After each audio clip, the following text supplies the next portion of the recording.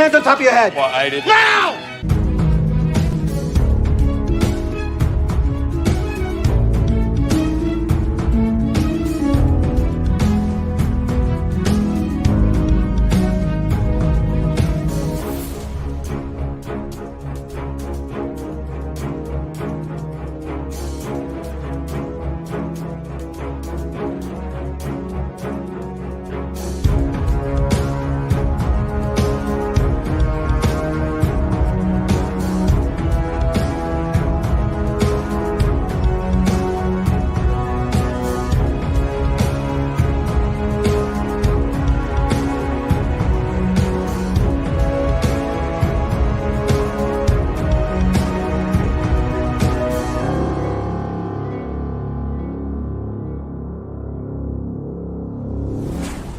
And I'll bet your mother had a loud bark. Good morning. This is Morning Coffee with the Chief. I am your host, Patrick Jordan. Today's show, we're going to do the movie U.S. Marshals. And you can see I got a little different background today. I had to do an audible. We're getting some work done in the place. And so I'm on my patio, and behind me are my vegetables, my tomatoes, and my peppers. So we're outside today, so which is great. It's always great to get fresh air. And we survived the hurricane and we survived the earthquake so that I can still put on the show. I had to make sure I can put on the show, even though we went through those two calamities this week. But before we get into our show and I bring on my guests, I want to talk about the LA Mission. I just had a meeting with the LA Mission, and they're getting ready for their Thanksgiving. They start ahead of time to get ready for Thanksgiving and Christmas. On Thanksgiving, they serve several thousand homeless people on Skid Row. And to do that, they usually need a few $100,000.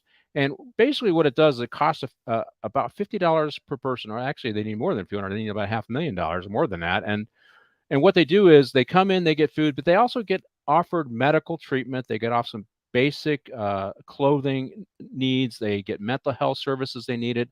They get intervention if they want it. Not all of them want it, but they at least get fed a Thanksgiving dinner. So they're getting ready for Thanksgiving.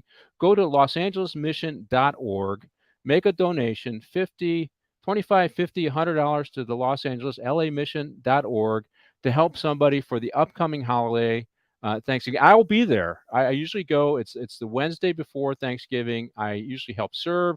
The last year I was handing out shoes for those who needed shoes, and so and maybe I'll try and get some pictures and post on my show in December. But I'll be there. So anything that you can provide will help people living on Skid Row who are going through a difficult time in their lives. And I will tell you, I don't think our policies here in California have helped. I think they've been disastrous.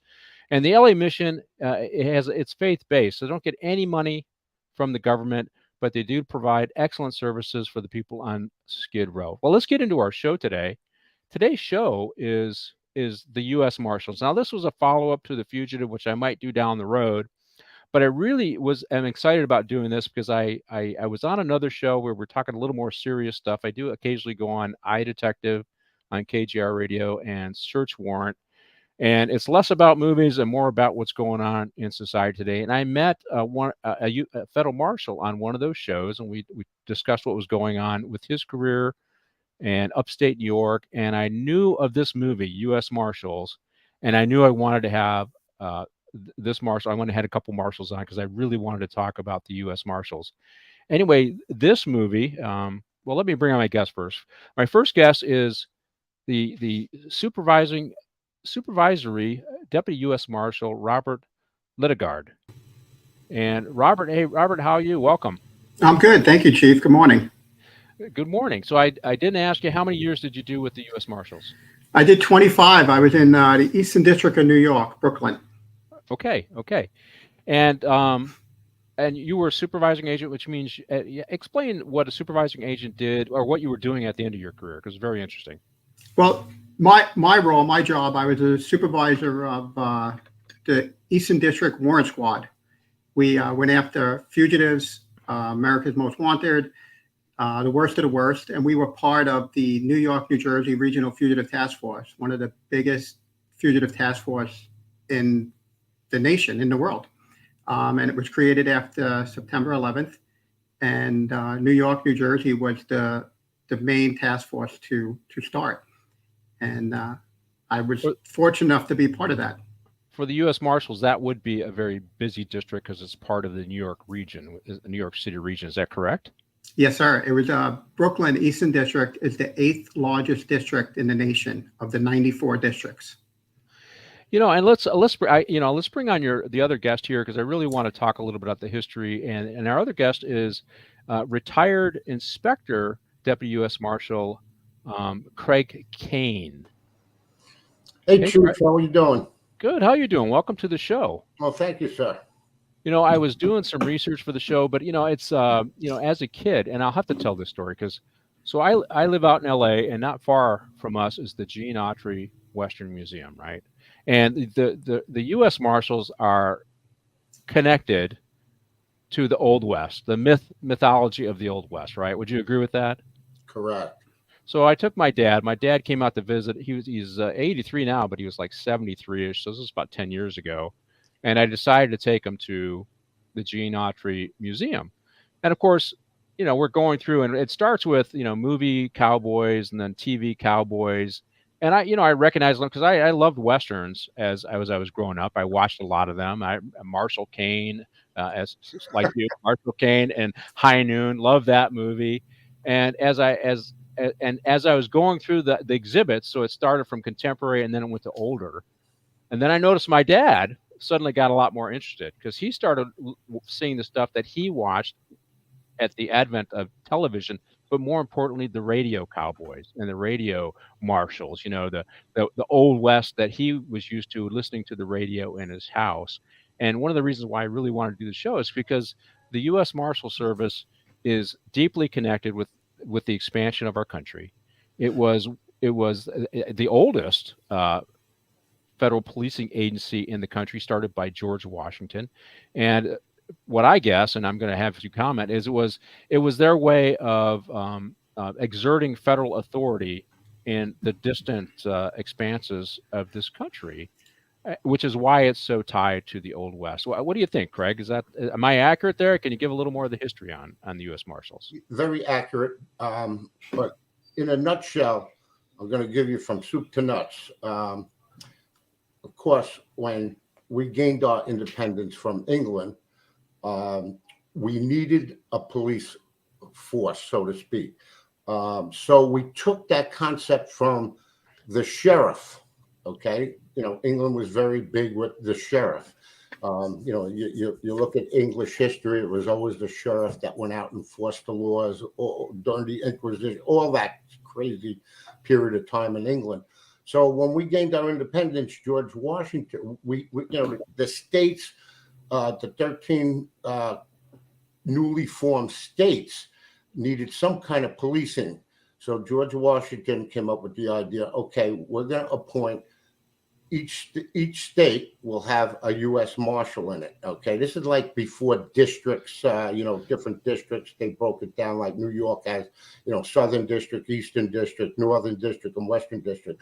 But at that time, the states were small, the population was small. So they made the first 13 U.S. Marshals in 1789 under the newly formed Judiciary Act. Their role was to exercise not only there was a lot of counterfeit currency going on.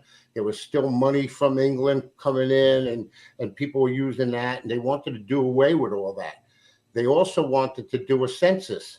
So the U.S. Marshals were actually the first census takers in the country.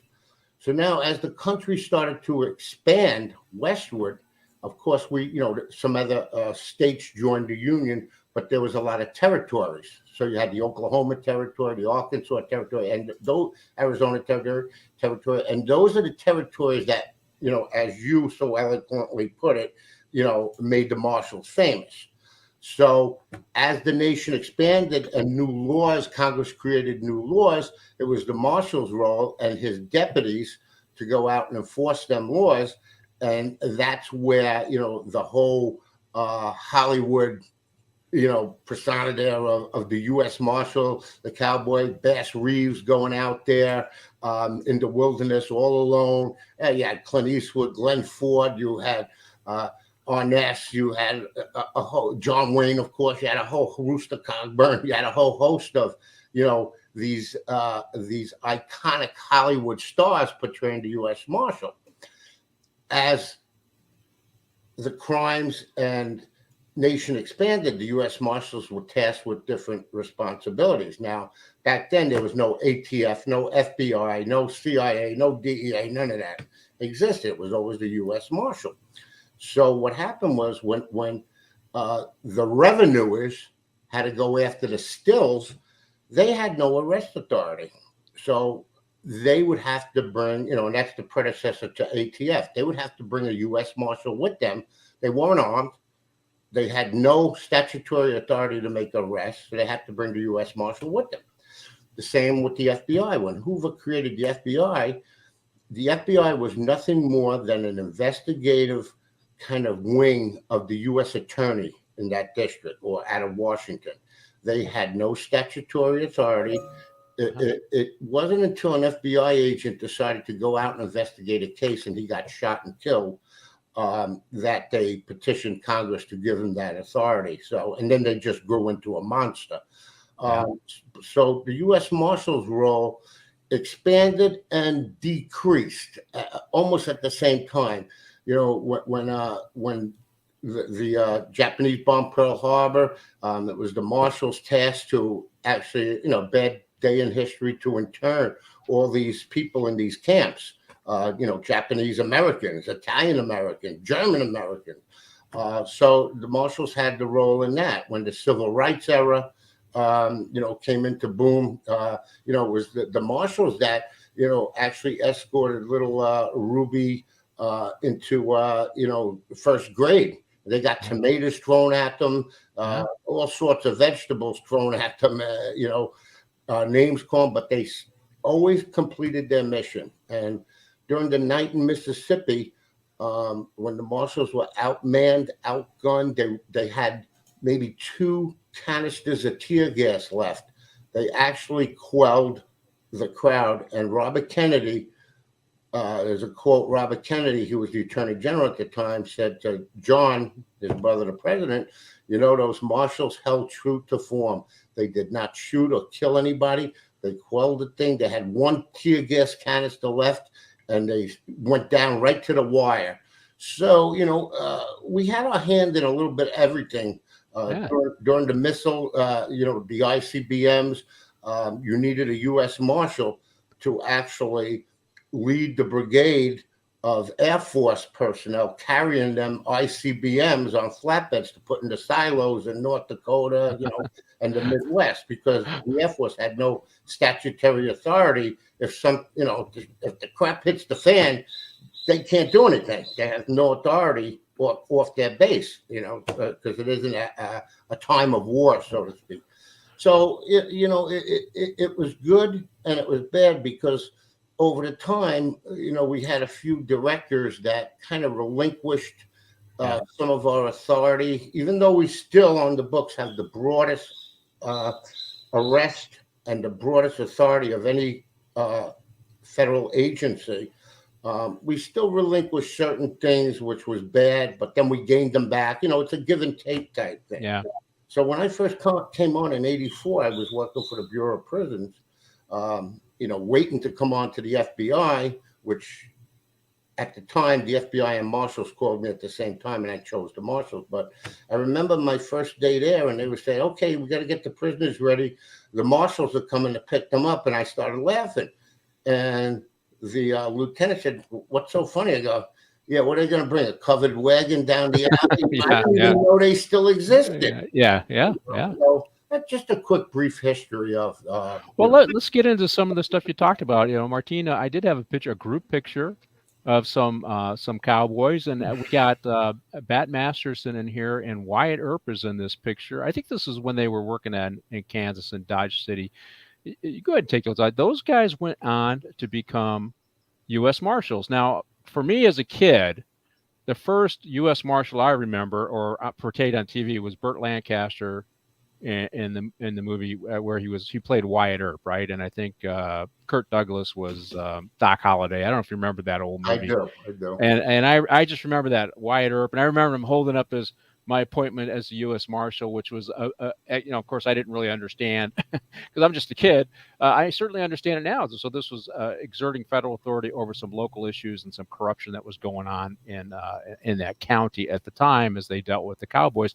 That was my first. So Wyatt Earp was the first marshal. Now he has kind of a dubious reputation because there's other things going on in his life, but also Bat Masterson, a very interesting character himself. Both of them were friends, right? And as you said, Bass Reeves. So Bass Reeves, there's a picture of Bass Reeves. Go ahead and put it up. He's the U.S. Marshal. He was a former slave, right? Yes. And there he is. And very interesting. Former slave, 30 years as a U.S. Marshal in the Oklahoma Territory. You can go ahead and take that down. And he was infamous, or not infamous. He was famous. He I think he actually arrested his son too, also committed crimes. But he was a take no guff kind of guy. The fact that he came up from being a slave and ended up being a well-respected U.S. Marshal for 3 decades is incredible to me. And that's a story we don't hear very often. And I'm a kind of a history guy, so I was aware of this story and I wanted to tell it. And I'm glad that you brought that up because it shows way back in, I guess this would have been after slavery, so that would have been 1870-ish that the U.S. Marshals was integrated, right? you brought in black people if that's what was needed to do the job, right? And then the other one that I want to talk about, it's your story about the Old Miss. There's a guy with a gas launcher, a picture of him, and a picture of him, and here he is, and here's what you're talking about, Craig. So this is a picture of a guy that was at Old Miss, and they were holding back a crowd of a couple thousand people. I did read that they were trying to use a bulldozer to push past the U.S. Marshals, but the U.S. Marshals prevailed. And I remember watching a documentary on Old Miss and integration of Old Miss, and I thought, wow, the U.S. because I'm looking at it from a tactical standpoint. I'm thinking because I've had skirmish lines, I've been the incident commander for disruptions, riots, and things like that. I'm going, holy smokes, these guys are in suits. They have very limited gear, and they're holding back this crowd. Who the heck sent these guys without but of course it was the 1960s and they weren't ready for this kind of stuff. So I was very critical. I go, oh my God, how could they send these guys out there? But they didn't have enough U.S. Marshals is what I read. And they had to swear in a bunch of Border Patrol agents. Is that correct? Very good. Very good. Yeah. So it's really a very interesting history. It certainly is a much more interesting history than the FBI's because it goes back to the beginning, the foundations of our country. And so you predated the ATF, you predated the DEA, you predated the FBI, and yet you're probably one of the least known federal law enforcement agencies among this group. Present day. Present day. It's changing dramatically. Okay, like Bobby was when we were talking backstage. Like Bobby said, with the advent of the regional fugitive task forces across the country, we're just starting to blow it up now with press releases. The Marshals always took a back seat, and that's what used to piss me off. I used to go to get some stuff out there, let people know, the work we do and how we're serving the public and all that, and we had these old salty dogs, which I kind of grew up with, I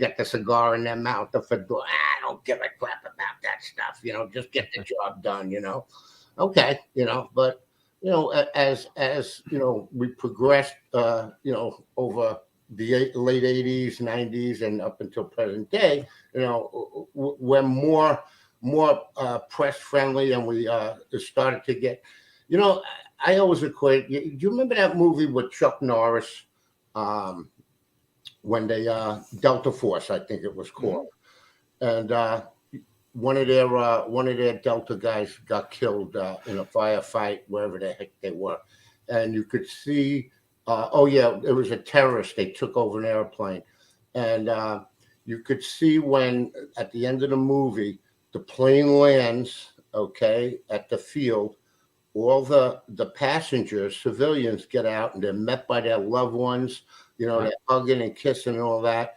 And then the back part of the plane opens up and you see Chuck Norris and his team walk out with a stretcher with the body of their fallen comrade and just like obscurely disappear into the darkness, That's how we used to work. Like a lot of cases we did with Bobby knows more than anybody because he used to actually assign the cases to a lot of people. NYPD, FBI, they'll hold a big press conference. Yeah, we got, Joe Killer McCory, on the steps of the precinct. They do their perp walk, and then our team will silently go out the back. And we're the ones that actually made the collar, never to be heard, no press, no fanfare. So basically, that's the way we operated. We're kind of like, we're secretive to a certain extent. We had a lot of great guys and gals that really took the technology that's available today, with computers, cell phones, all that electronic platform to a next level to stay one step ahead of the bad guy. They did it good. And Bobby knows we did a lot of stuff like that together. Stoic but effective. So let's get into appointments. So I did a little research, Bob. So you have 90 plus districts, right? Marshals districts, and they're actually appointed by the president, right? So it's not something where you can be appointed from within the organization, but there's a lot of appointments from outside of the organization. Is that correct? How does that appointment work? And do you agree with it? Should be a little different. A nightmare. Nightmare.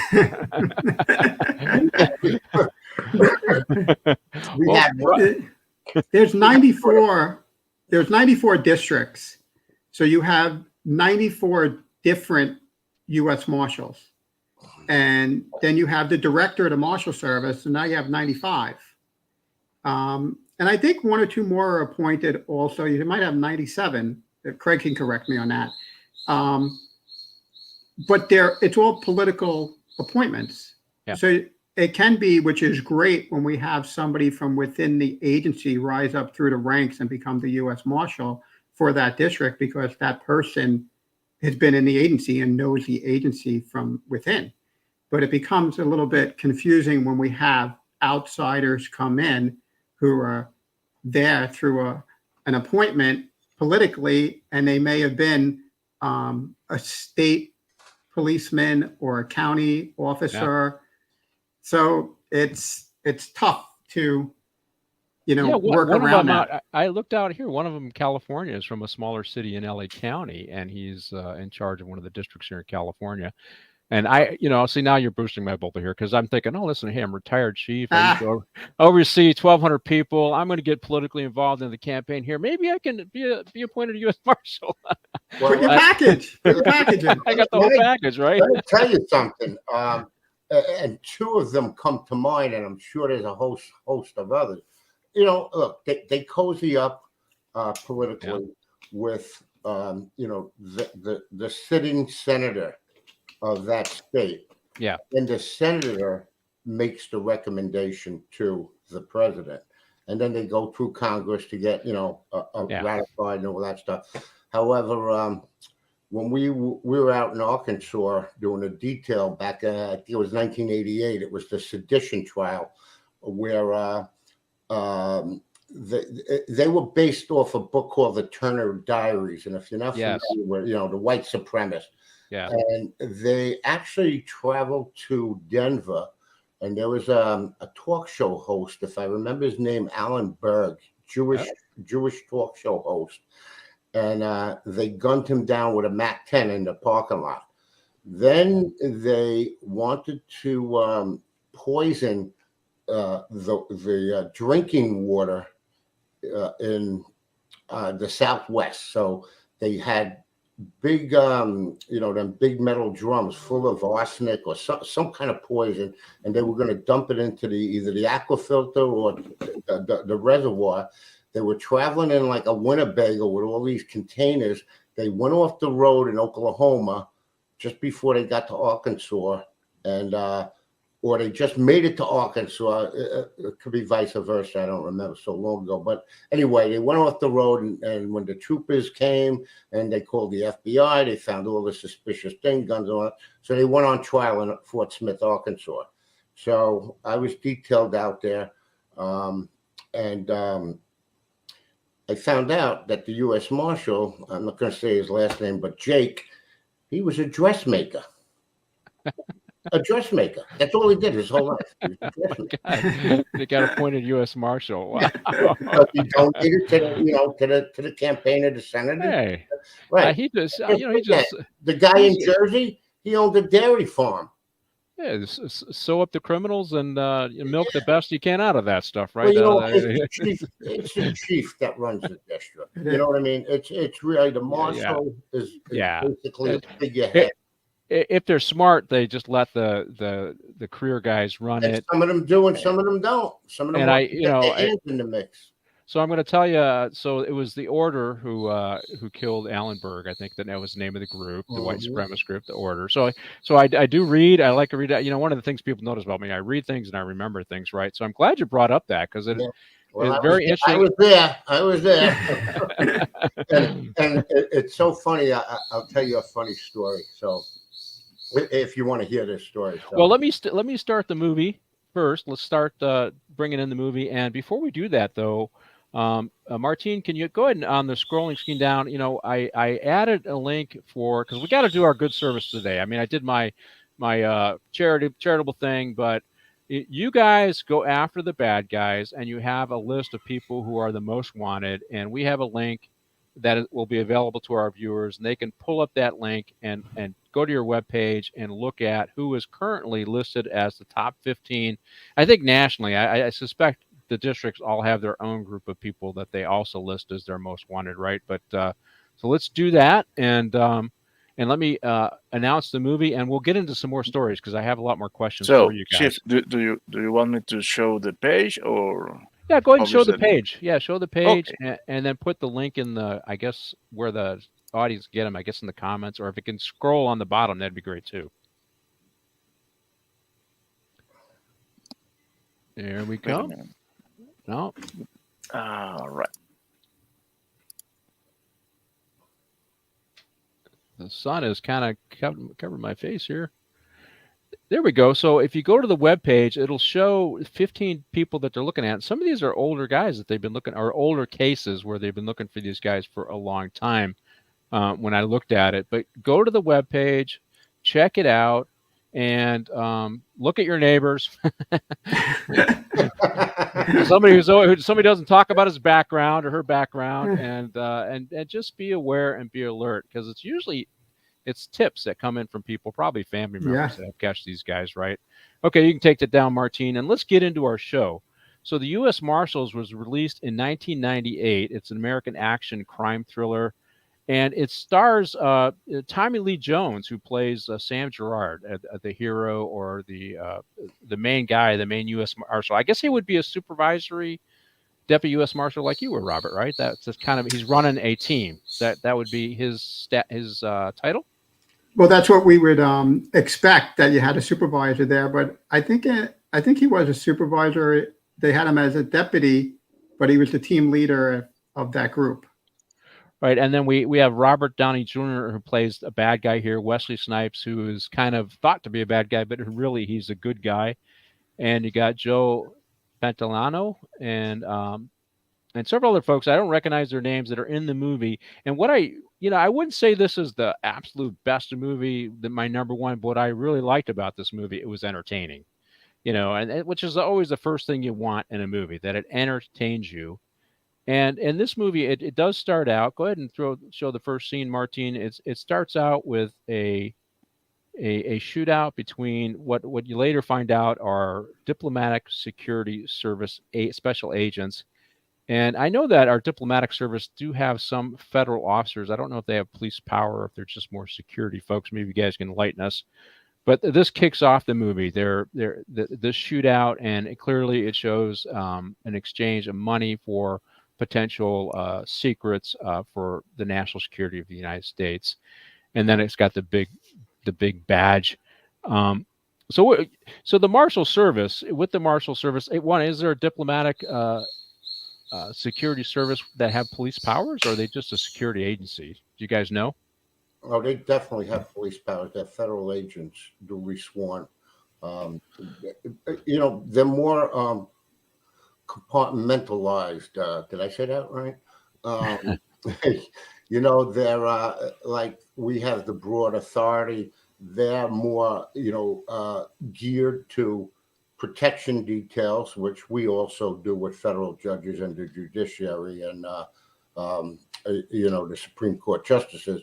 But they're geared more towards protection dignitaries and State Department officials. However, they do have the investigative authority if any, type of threats come in to invest. We work with them from time to time during some threat cases that kind of like overlap with what we're doing with a person. So yes, the short answer is they have full police powers. Yes.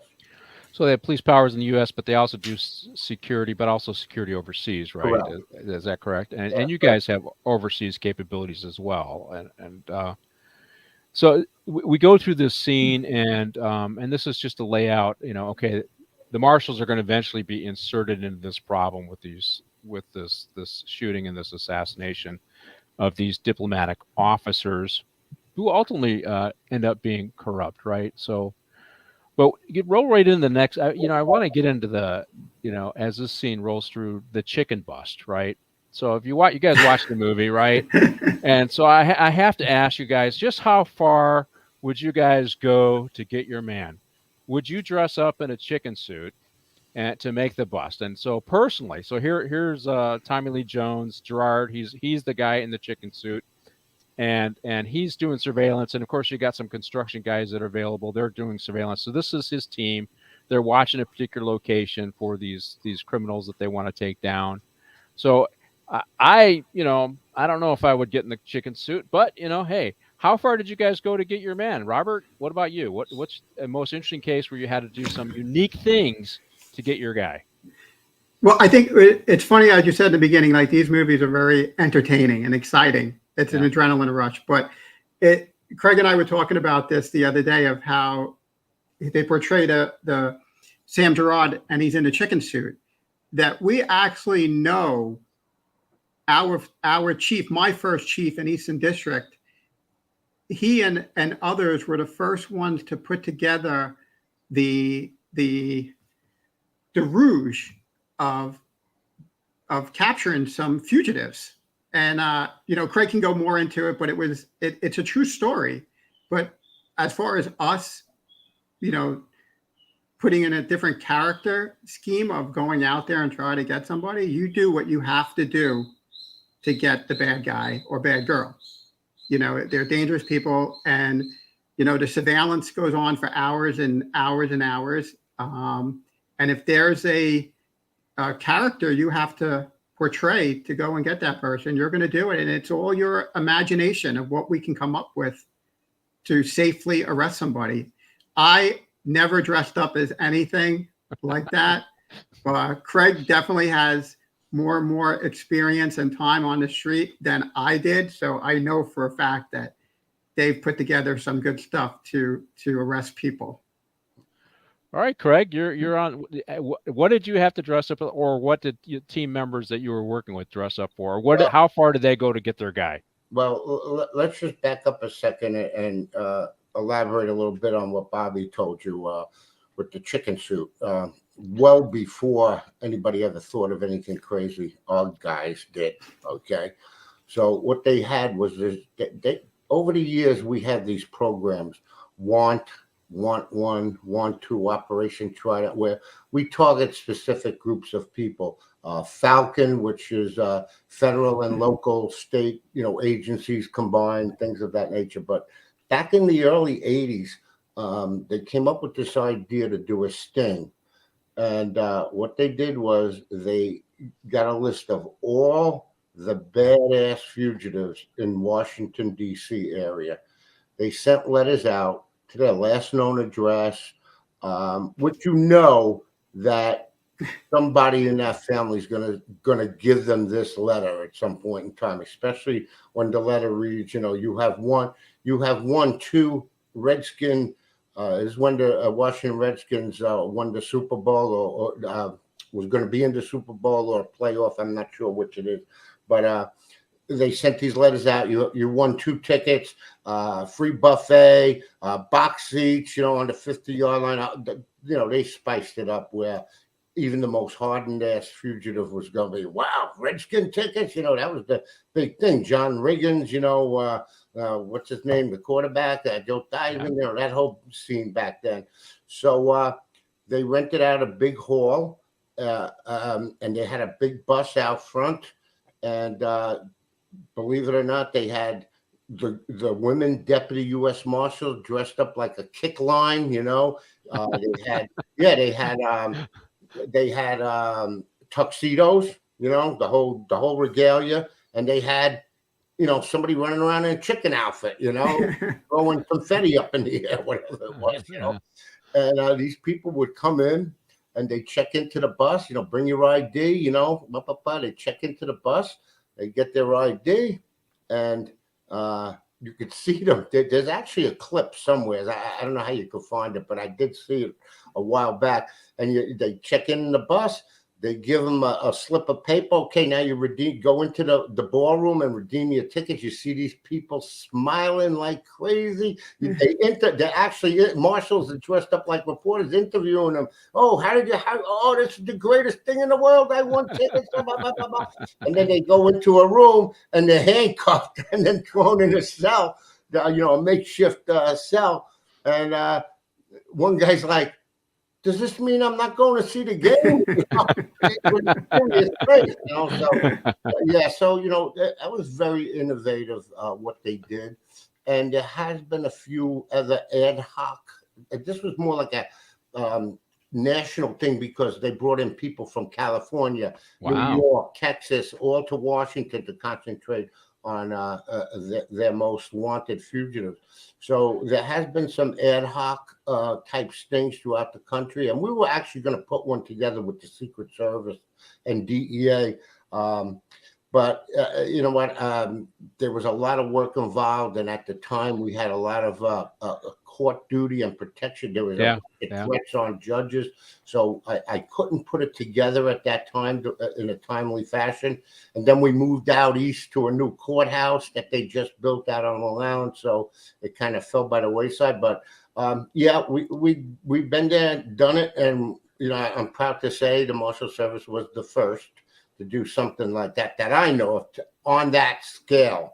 And it was amazing. And they netted a lot of people. A lot of people showed up. Well, so let's check. So you got ladies dressed up as cheerleaders, I guess, right? You got agents dressed up or appearing to be reporters, and you got somebody in a chicken outfit, as you said. So you are willing to go and do what you have to do to get your man, and if that means a sting or it sounds like the movie The Sting, right? you pull a sting on these guys to get you guys. So very interesting. I know we did one of those local here, not as successful, and one of my teams pulled it off. I did have quite a few people when I was working at some point, and so I had to bifurcate things. But I was resource rich. When I retired, I had 1,200 people that worked for me, but that was half of what I had in a previous command. So lots of folks. So what the one question I wanted to ask about this too is I had a buddy that I grew up with that worked in Detroit, and he worked on a Marshal warrant squad, right? And so it was a task force, very much like Robert talked about. So do you have teams that are all just Marshals and teams that are task force? How do you do that, Robert? Do you have both? And if they're all Marshals, are they going after specific people, or is it just who's up for whatever the issue is? Well, for Craig and I, we were both part of Eastern District, but then the task force, the Regional Fugitive Task Force, started back in 2001, 2002, and it embedded all of us together. So we worked with NYPD, New York State Police, probation, pretrial, federal agents. We had ICE, and we even partnered up with DEA and ATF, and even the FBI. But it was because of that task force that the local police got taken in with us.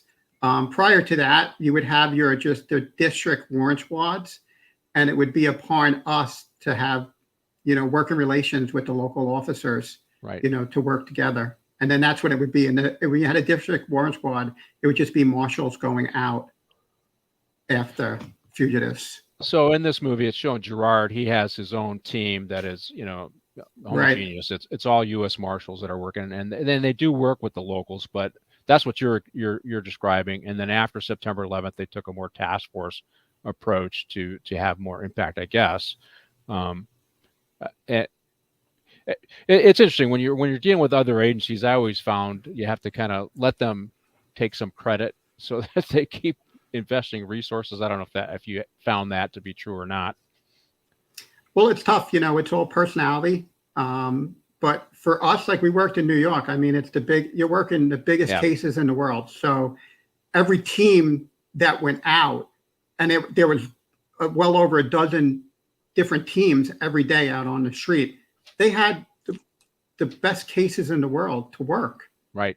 So there was no competition because each team was doing great, and they were making arrests and keeping everybody safe. So, but you have to work well with the locals, and you have to know that, the guy next to you is smarter than you, and you need that person. I think, with my buddy, he was a very aggressive police officer. I'd worked Detroit, went to a suburban agency, worked narcotics in Detroit. And, he knew the streets. And so he became a very valuable tool.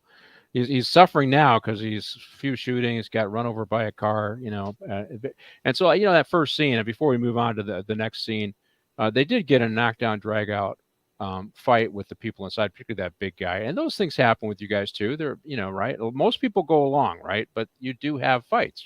It happens. Right, Craig? It happens. That happens every day. It's a hands-on job, and it's a dangerous job. And, you gotta be made for it and built for it and ready for it. But Craig knows too. We fought with people almost weekly. These people do not want to go back to jail.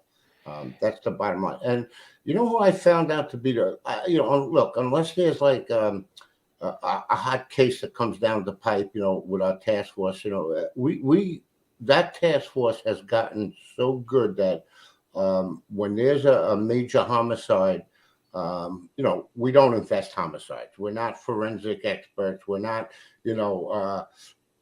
putting the case together. We're the final solution. Okay. So when these guys when they identify somebody, okay, Joe Blow is the shooter. Where is he? We can't find him. That's the homicide detective. It immediately comes to the task force. Immediately. Send the dogs out. Where the dogs? Go find them. It's true. And, 9 out of 10 times we'll get you, and that warrant will never go away. But with the NYPD, those cases are specific to fugitives. What I liked was I had a team that worked with me. They were New York State parole. And let me tell you something. Those parolees, they're all still criminals, most of them. I mean, I'm talking about rape, sodomy of a 3-year-old kid. I mean, some disgusting things that the public probably ain't even aware of. But these people do not want to go back to jail. And we'll fight with them. And, from the minute we get into the door, the fight's on.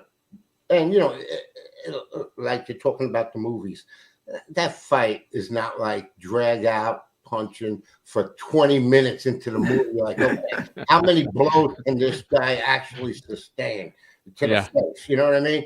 Unless he's a Rocky Marciano, forget about it. So, it lasts, 20 seconds, 30 seconds, which is like you as a chief and former, street guy, you know what it is. It's a drag down, then you get, 6 guys on the guy and you throw the leg irons on him. You can't kick anymore, and you cuff him up and you drag him out, and then it's over with. And then he looks around, and then he looks at you and goes, I'm sorry, Marshal.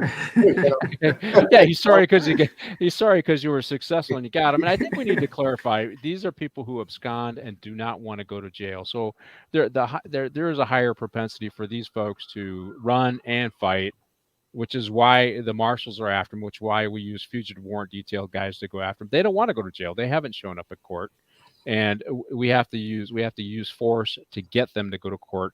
Which, let's bring up our next scene, because it's really this kind of brings up probably your transportation and your custodial stuff. And I called this scene Con Air because and I'll have to have you guys back and we'll do the movie Con Air as well. But so they've arrested Wesley Snipes, who was involved in an accident, but he had been set up for the shooting of these two diplomatic service agents. Right? He's living his life in, I guess, Chicago, and he's arrested, and he's been set up for these murders of these diplomatic service officers, and he's on the plane. So, one, do you guys have Marshal Service aircraft to transport inmates? Yes or no? Yes. Yes. So we have in LA County, of course, we have, I don't know how many courts, maybe 50 courts. We have 20 sheriff stations. So a big scale. And we probably have the second largest bus fleet behind only the transit people to move people to court and back. So this is a similar task for you guys, only it's national. Is that correct? Yes. Yes. Yes. So how many planes, if it's something they can say, how many planes do you have, and do you guys staff buses as well to move them to federal courts as well? Are you responsible for the transportation piece? You take them from the jail to the court and then back to the jail or the lockup. Is that, am I getting that right? Yes. Yes. Yes. And yes. So when you saw on the plane, a lot of high tech, locking the chains in. How much of that is movie and how much of that is real life? Good, Bobby. Well, on the planes are Con Air, like you said, and they're usually seized from airlines, and then they get refitted to be used for official transportation. And they're used by the marshals, and back when we were on, Craig and I, and ICE to do, a lot of the flying around throughout the nation. As far as what's in the planes themselves, I couldn't tell you. I don't know how they're caged up or how there's, the eyes bolted to the ground, to the flooring, but everybody is fully restrained. They're handcuffed with a belly chain and their leg irons on. And there's marshals and Bureau of Prisons officers on the planes doing security and with the transport. But as far as transporting on the ground on vehicles with buses and vans and cars, yes, that happens in every district. And the buses are outfitted just like a jail cell with caged up and locked down, as also as the vans as well. And we have to pick up inmates from federal facilities, local facilities, and bring them to the courthouse to go to court, and then bring them back, pick them up in the morning and bring them back at night. Yeah. And then we have the airlift, which usually happens once a week, where we would join in with the Bureau of Prisons, and they'd have a hub. The hub, I think, is out of Kansas City, and they'll fly all over the nation. I think that plane was one of the only planes that wasn't ordered grounded during the September 11th attacks. But that being said, we couldn't go into, even if we knew the layout of that plane, that's all classified, of course. Yeah. You can understand that. So we couldn't elaborate on that, but it's not like where they had what was that guy's name, Bashimi, in a cage with a mask on, chained to a wooden chair. That's Hollywood, of course. But however, we did have T-shirts made up, and it said Con Air. Of course, that's just the name we gave it, and then it caught on with the media and all that. But Right. Con Air, and it said underneath, "You have to be indicted to be invited." Yeah, But pretty Well, you got dozens of planes that probably do this. Probably not dozens in the air at times, but you have. But then it became JPACs, and Bobby could correct me if I'm wrong. Joint Prisoner Alien Transportation System or something, right, Bobby? Right. Yes. Yeah. So what we would do is we would not only move prisoners all over the country. I mean, within days, it's a phenomenal system that the Marshals came up with. But we would also do favors for state and local agencies. Okay, let's say you, Chief, needed a guy brought back from Missouri, and maybe you didn't have the resources or the time to send two of your detectives out there. You'd call the Marshals. Hey, we need a favor. Can you throw this guy on the plane and bring him out to L.A. for us? So we did that almost daily. I remember one police department. They called us up. All worried that their time was going to expire, and they just couldn't do it. They didn't have the resources. And was like, yeah, hey, we'll throw them on the plane for you. Meet us at this airport. We really didn't go to airports. We went to Air Force bases. Yeah. Because it's secure. Much more controlled. So, right. Ever have a plane go down? No, not that not that I know of. No. And I can't remember if the fugitive was a bus or a plane, but I think it was a bus. Well, there were two of them, right? On the first one, I think it was a bus. Yeah. Did you ever lose control of a bus and have anybody escape out of the bus? Getting back to my point there with doing favors, when Kimball killed his wife, and I was when I was a kid, I used to watch The Fugitive all the time. David Jansen, I loved him, but now it's on late night. I see it, and I go, what's the big deal, But he, and there've been a lot of talk. Well, why are the Marshals looking for a guy that's wanted for murder? We don't investigate. There's no federal murder statute, you know what I mean, per se. The guy killed his wife. Why are the Marshals involved? And I've seen this on various sites, and the only good answer that I could give them is the Marshal Service, was transporting that prisoner from point A to point B on U.S. Marshal bus or airplane, and he's our property while he's in our custody, temporarily or not. And if he is able to escape, we're going to go after him. The only thing is, in that movie, they could have did it a little better and had a task force. Yeah. Okay, with the state and local, like the Chicago PD, who wanted him. They could have integrated that into a little task force instead of Sam Gerard running the show with his his team. Because that in real life, that's how it would be. We would partner up with the sheriff, the PD, or whomever owns that prisoner, so to speak.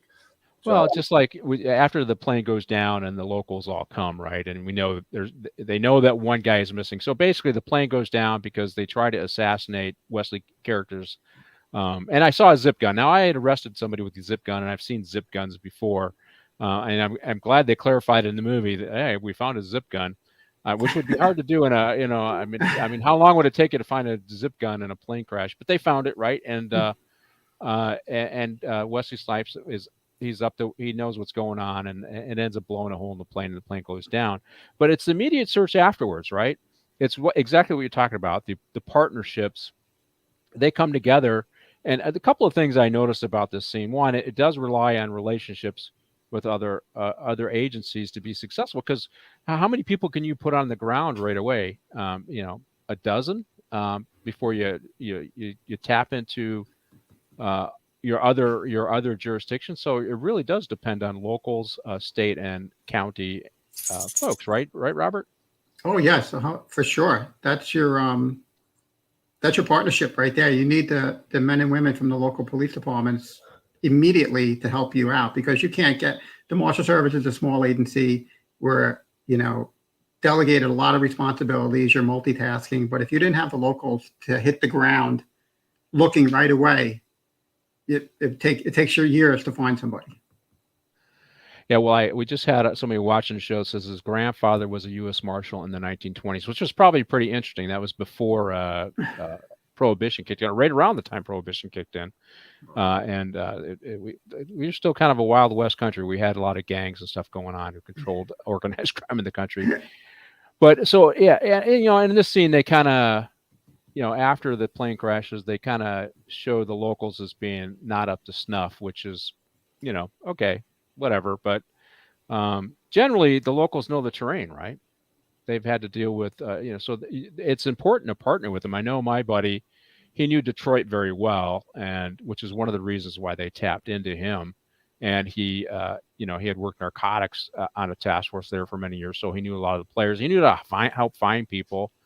And Detroit's kind of an interesting town, pretty dangerous town, and so he was a valuable resource as locals would be when you guys are looking for somebody who might have escaped or somebody that is in an area, right, Craig? So you value those relationships. Oh yeah, what comes to mind is two things, and I'm sure you're well aware of this one. And I wanted to bring that up when we're talking about Ole Miss, how we were undergunned. We didn't have all the bells and whistles we have today, but back in '92, as you remember, during the LA riots, the president sent us out there to help quell the riots. And, I show up from Brooklyn wearing, dungarees, a Harley Davidson jacket, a little short woodset shotgun, we used to call it, an MP4 little submachine gun.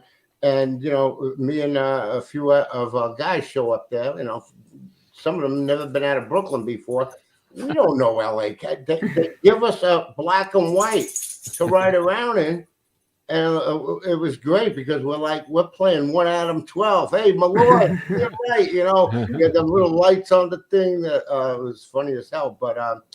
But this time when we came out there, there was a trailer that showed up, and it had everything from batons, helmets, extra, ceramic vests, you name it. We were actually giving the stuff out to the LA cops who, didn't have any of that stuff. We got friendly with them, but they were our bread and butter because we didn't know the area. We didn't know the terrain. Okay, you guys take quadrant, E4. And we're like, oh, what the hell is that? South Central LA, we're like, okay, and we hook up with with a CHIPS unit, LA County Sheriff, and LAPD. And they took the lead because they knew where they were going. But it's the type of thing where you quickly could build a trust. We're not like one of these other, we're not another agency. We get along with everybody, and we share all our information. We're not glory hounds.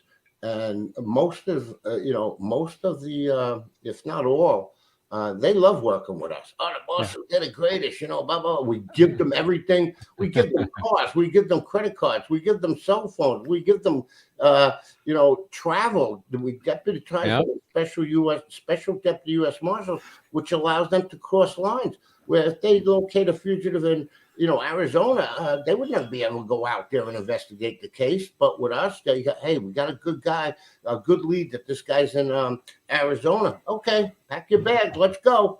Boom. We tell Bobby or one of the bosses there, hey, you know what? This guy's got this case. Okay, go get your plane tickets, and I'll clear it with DC. Boom, boom, boom, and we're gone. So yeah. It might be hard for, I was lucky. I came from an agency that had 18,000 employees, 10,000 sworn. So if we had to mass resources, we could do that for most issues. Obviously the riot, I was on the streets of the riot in '92, but not all agencies have that. And so what you're telling me is the U.S. Marshals can at times be a force that can be surged to an area and do a variety of different things that would be out of their mainstream. But so as we move with the movie, I want to move to the movie because I want to ask a couple questions about. They go to knock on Wesley Snipes' girlfriend's door, right? And it says, may I come in? And they just kind of knock and they ask permission to come in. and she lets him in. And the interesting thing about this scene is, one, she's beautiful, very beautiful lady in this. I forget her name, but this is gorgeous, right? But they're asking her questions, and they're kind of going back from being good guy, bad guy, and asking her questions. But here's the thing, and I'm curious. I used to ask suspects all the time, and they lie through their teeth to me all the time. But with the federal officer, when you lie to a federal officer, that's technically a crime, right? Yes. And yeah, can you explain that? Well, what do you, Robert or Craig? Can you guys explain that section? And how is there have to be intent to hide a crime in the lie? Explain that section. Well, it is on the books, lying to a federal agent, it is, it could be, I think, a 5-year sentence, just like aiding and abetting and harboring a fugitive. So, that is on the books, and when we used to go hit a house and we'd speak to the family, the first words out of my mouth is, listen, okay, I know more than what you think I might know. So if you lie to me, I'm going to go to U.S. attorneys. It might not be today, but at some point when we get this guy and I find out you lied to me, I'm going to go to U.S. attorney and I'm going to come back with a warrant and lock your ass up. Does it work? Sometimes it doesn't. But, I always gave them that option. I always put it in, and I didn't know jack squat where to say, but I would just put it in their head. I go, I know more than what you're about to tell me. Trust me. Okay. What do you think I'm here for? You know what I mean? What made me bring myself to you? So I put that in their head and I let them think about that, and I keep reinforcing it over. And then they tell me some cock and bull story, which I go, see, what did I tell you in the beginning? You're lying to me. I know, So, that part is true. And there's always the good guy, bad guy. That's but I remember when I first started and I went out on my first warrant with one of the old timers. And, I'm ready to, I got guns, I got the bulletproof vest. I'm like, let's go in there and and, the guy goes to me, he goes, listen, he goes, always start out very nice, be very cordial and nice, because, the old saying, you get more with honey than with vinegar. He goes, then if you have to become nasty or tough, you could do that later on. But if you go in there as the rough and tumble, nasty bastard and start, threatening and putting the screws to these people, they're going to clam up. And then it's hard to go to be, the nice guy once you start off nasty. So start off nice and then see how it progresses, So I always remembered one of the old timers telling me that. And I always kept that in the back of my head. Okay. So Robert here. So you're working a crew. You get people lying to you. Get people. How often do you make arrests for people lying to you about their loved one or that they've done some? I mean, that's not every time, right? I mean, because if I did that, I'd have to have about 8 more jails to put all those people in. So is it a discretionary charge? You only in the worst cases, maybe. I mean, do you do it every time? No, you're not arresting people every time for it. And it's just like what you said, it's always a family member or a close person to the fugitive that you're looking for. And, we can't arrest the perp's mom, dad every day. So, you use it. It's a tactic. It works a lot. And it's all on how you talk to somebody and how you get the information out there. I mean, Craig and I worked one case, and this was in the very beginning of my career. And it's exciting. To me, it is the best investigation we ever did. And it was a young guy wanted, probation violation, and federal case. And Craig and I went to the last known address, which was the perp's father. And he was an old-time New York mafia guy. He lets us in. He's a perfect gentleman. And we start talking and talking and talking. And Craig develops the best relationship with him. They're just two older guys talking about stuff. They got history together, knowing the way New York was. And I'm looking around this small little apartment. And Craig, just like he said, you got to learn from the older guys. And to me, Craig is an older guy, and I learned from him. And I'm getting excited, and I'm getting loud when I'm talking to the fugitive's father. And Craig calms me down, and the father continually wants to keep talking with Craig. So we're there for a little longer time than we should have been. And I look around and I see on a mantle a bunch of Christmas cards. And I take one of the Christmas cards, and I was foolish at the time.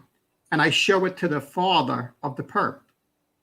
And he's like, yeah, that's Jimmy. And Craig takes it, looks at it, gives it to me, look at it again, but he points. And on the back of the card was a CVS number. And Craig just keeps pointing to the CVS number. So I finally catch on and I write it down. We can't take the card to store it. And Craig keeps talking, and I try to get more information. I write down some other numbers. We leave. Now we got a great tip. We go back, and this was years ago, years ago, probably late 90s. And we run that number, come back and find out that it's a CVS somewhere in Florida. Then we find out where that store is, and we keep getting information, collecting intel. And we finally find what store it is. Now we reach out to the Marshal down in Florida because, of course, with the Marshal, everybody knows somebody in the Marshal service. And I still remember the guy's name, Dan. And we reach out to him and call him and tell him what we got. We send him information on our fugitive. We find that he goes to the CVS, shows pictures of our fugitive, who now has a girlfriend or a wife down in Florida. And they're like, yeah, he comes into the CVS all the time.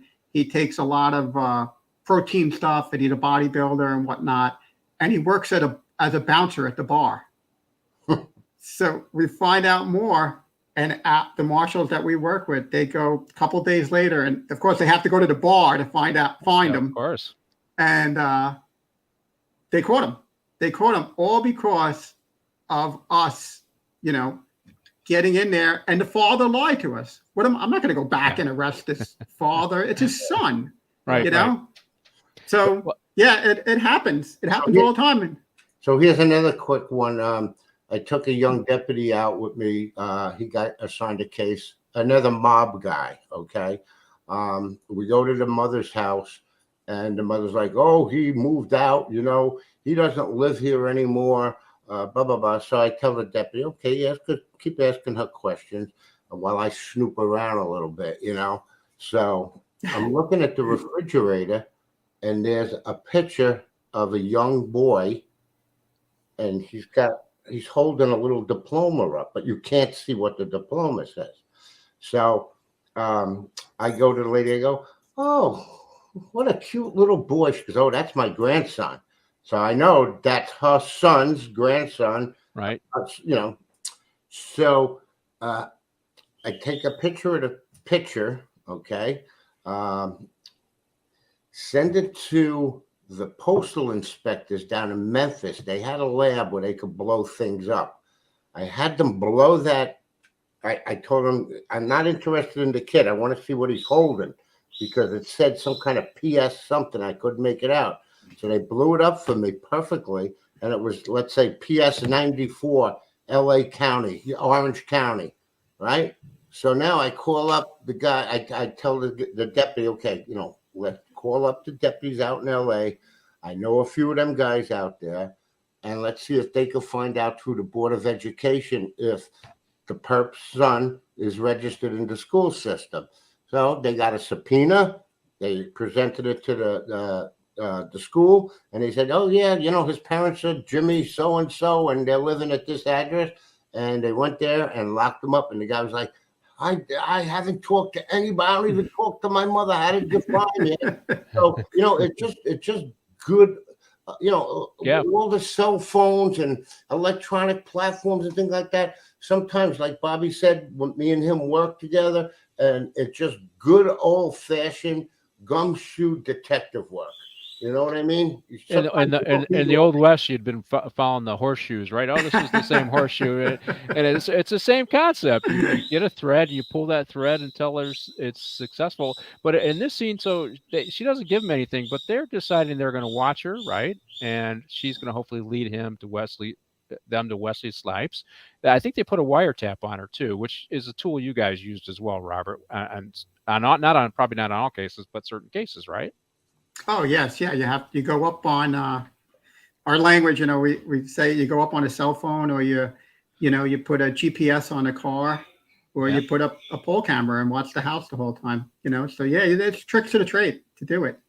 And it's not like Law and Order, where you for 10 minutes to have a cup of coffee. And you could be out there for hours, if not days. Depending on the severity of the case and the fugitive, you could have different teams. Okay, 12 hours on, 12 hours off, and we're not taking eyes off this location because you know what, he's going to show up. And most of the time we're right. We get lucky. It's better to be like I always say, and I love this. I love this saying. The fugitive has to be lucky every waking moment of the day.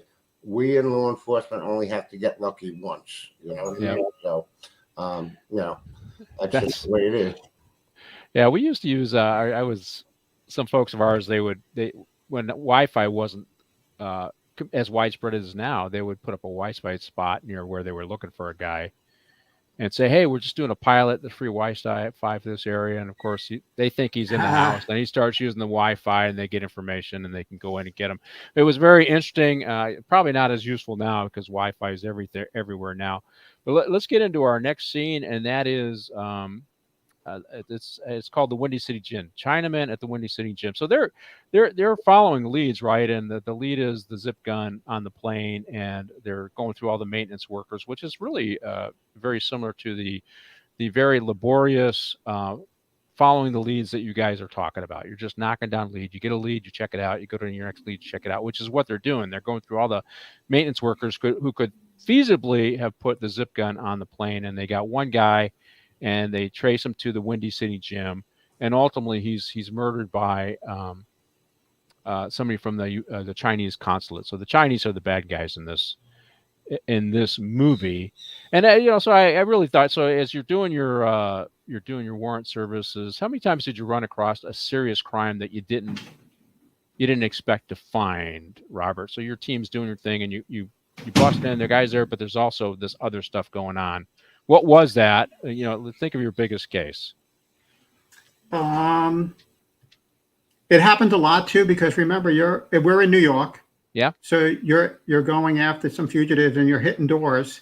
And there's been times, we went after one guy, wanted, we had we were going after him on a drug warrant, and it was out of Virginia. So that was our case. It was turned over from the DEA. We're hitting that.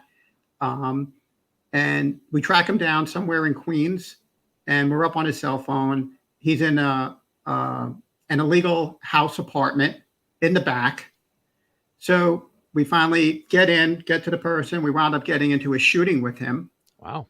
And he's in possession of 2 stolen handguns, a bulletproof vest, and we return fire. We shoot him. We take him into custody.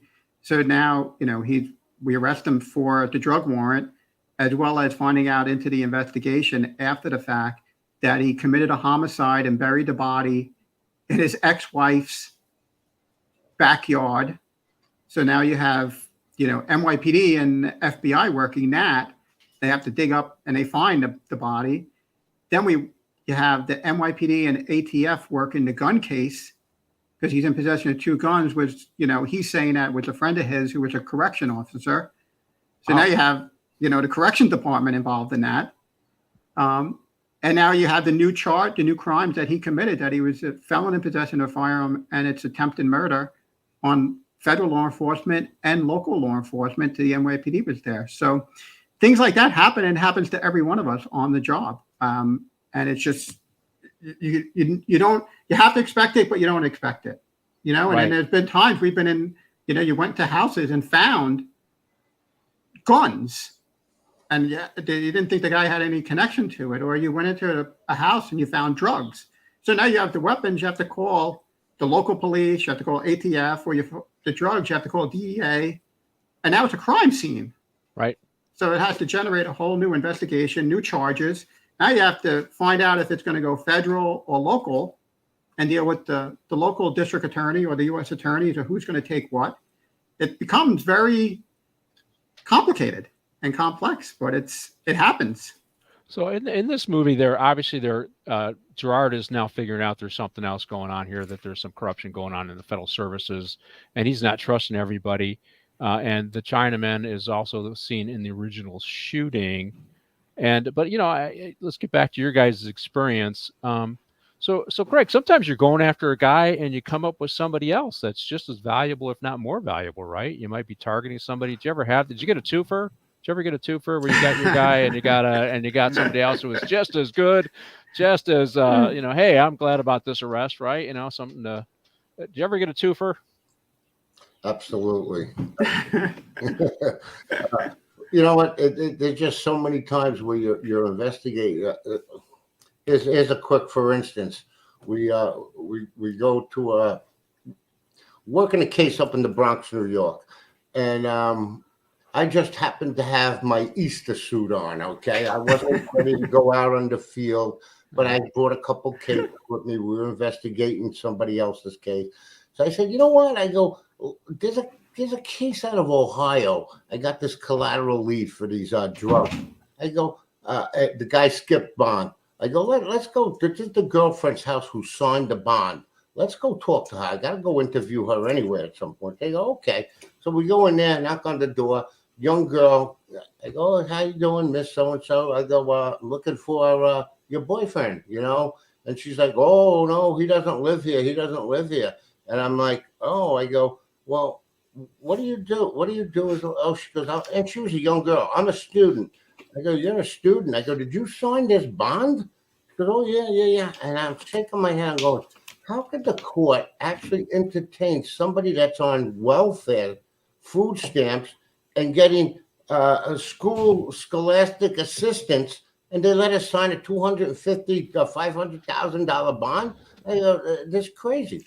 So I sent my, as I'm interviewing her, I give the nod to a couple of the other guys, and they're snooping around the place, and they see the perp's driver's license. So they bring it to me, and I go, hey, what is this? I thought you said he doesn't live here. He goes, oh, no, he left it here. I'm like, you got to be kidding me, right? So we sit her down on the couch, and I go, then her mother shows up. We sit her down on the couch. They're lying to the teeth. So now I go down to the super, and I talk to the super, and I show him the picture. Oh, yeah. He comes upstairs. He sleeps there, right? I'm like, okay, go back upstairs. And I go, listen, you're lying to me? No. All of a sudden, there's a knock at the door, right? We open the door, and this guy throws a bowling bag into the apartment. We grab him, it's like the Addams Family thing. The hand comes out, we grab him by the collar, and we put him down. We cuff him. We open up the bag, and there's $50,000 in the bowling ball bag. And there's another knock on. So we cuff him up. We sit him next to the girl. There's another knock on the door. I'm like, what the hell? Open the door. This is like 15 minutes later. Another guy comes. He's got a duffel bag. Same thing. Grab him, throw him down. We open it up, and there's like $100,000. So now I got to call my chief at 6:00 at night. He's like, holy shit. He goes, all right, let's get the DEA on board, blah, blah, blah. My chief comes up and the marshal. As they're responding and the DEA's respond, there's another knock at the door, and another guy comes in, and he's got like a satchel full of money. We grab him, throw him down. Then we hear, some jiggling at the door. We open up the door, and there's the fugitive. So now we got the fugitive. We got 3 drug runners, money launderers. We got the girl lying, and we're like, what are we going to do with this, So DEA came. We gave them custody of the money. There's like $250,000 in drug money and stuff. So they're like, okay, that's all they were interested, because we couldn't. They didn't even want to deal with the people that brought the money. They were saying, "Oh no, we're not talking," and they're playing like we don't speak English, blah blah blah. And we're like, you know what? Okay, no problem. I go, you guys are free to go. And they knew that word, and they're like, "What do you mean free to go?" Well, yeah, free to go. We're gonna put it out on the street that you guys are cooperating with the feds. We'll be killed. We'll be killed. The cartel will kill us. They're working for the Colombians. We're like, they'll kill us. They'll kill us. You got to arrest us. They're like, no, we don't. We don't have to arrest anybody. We just let them go. The EA took the money. We got the fugitive. That's all we were interested in. And we sent them back to Ohio. So, you could come across unexpected things, like, you open up a closet, to see if a fugitive's in there, and, you see, 40 boxes of sneaker boxes, and, you accidentally, your toe hits one of them and the lid comes off, and they're all bricks of cocaine or heroin, So, and then that turns into like a collateral investigation. Right. We're not drug agents, so Yeah. when we find something, we call the appropriate. Well, that's a dirty business drug, so it's I wouldn't want to. I never worked narcotics. It wasn't those areas that I didn't want to work. So yeah, you do run across stuff, and in the movie, Wesley Snipes is now being proactive, and he's starting to do surveillance to try and figure out who set him up. He was an agent in the past, so he knows something's going on. And he does surveillance on the Chinese consulate. And, which was interesting to me. I mean, I've had other coppers on before, narco guys, and I asked this question. I really wanted to ask you guys this question. Have you run across where you're looking for a suspect where they had counter surveillance, that you had to work around counter surveillance where they're actually monitoring, looking for somebody who might be looking for the bad guy? Have you had to deal with that? I know. Robert? No, I've been called before to where DEA was working the same address of a fugitive we were looking for, and it was apartment buildings in like Brooklyn, and I would get called by the supervisor and say, "Hey, could your guys not go there to arrest the fugitive, this week, because we're doing work there, we're doing surveillance," so we would shut it down. That things like that would happen quite often, even DEA or ATF, we'd have to. So you're deconflicting investigations, right? So, okay. Right. So, I mean, when in LA County, when you had drug dealers or you had rock houses, they always would, not always, but many times they would set up counter surveillance. If you had marijuana grows in the mountains, they would have counter surveillance. They would be looking for law enforcement or anybody else that might be trying to rip them off. And so I just, Craig, did you ever run across where they had cameras and they were monitoring, and you had to overcome that surveillance or that counter surveillance to get your guy?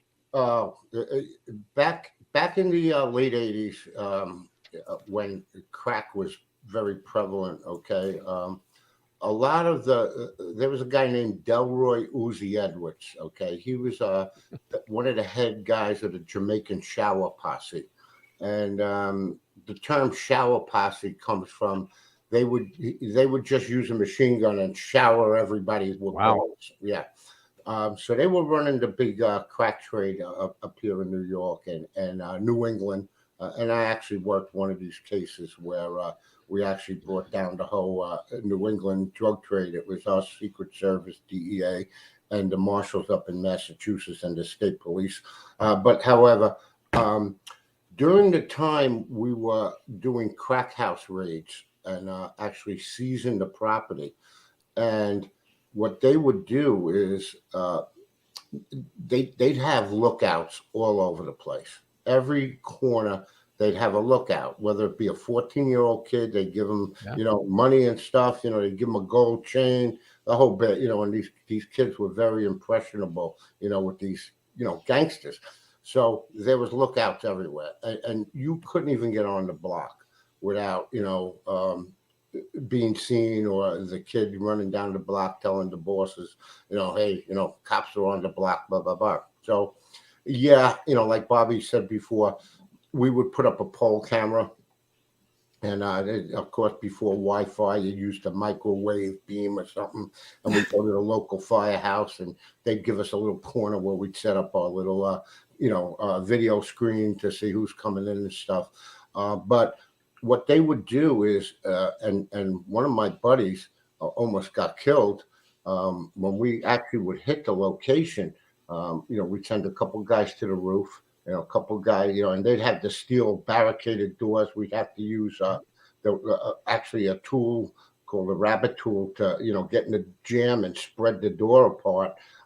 It was so well fortified. But what they would do is they would actually cut a hole in the roof and put a thin piece of tar paper over where that hole is. And underneath, there was a mattress or with a board on it with nails sticking up.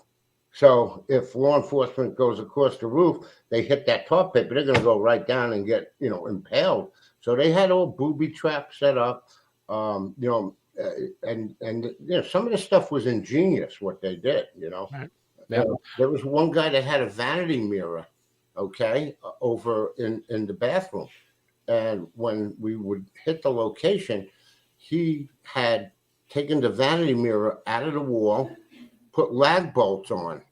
So when the cops come, he would jump up on the bathroom sink, pull the vanity mirror out, get into a little crawl space, and then with the lag bolts, he'd pull the vanity mirror. And every time we go there, the people say, he's here, and we'd search and we couldn't. One of the troopers just happened to go into the bathroom as we were leaving to wash up or clean his hands, and he seen the mirror was like a little cocked, and he's like, I don't know why he did it. He just went, and then the mirror went, and then the mirror went, and he pulls it, and the mirror goes, they're having a tug of war with this mirror. And finally he goes, hey guys, I need help, right? We go there and we yank the mirror out, and there's the guy sitting behind the crawl space like this, you know what I mean? So,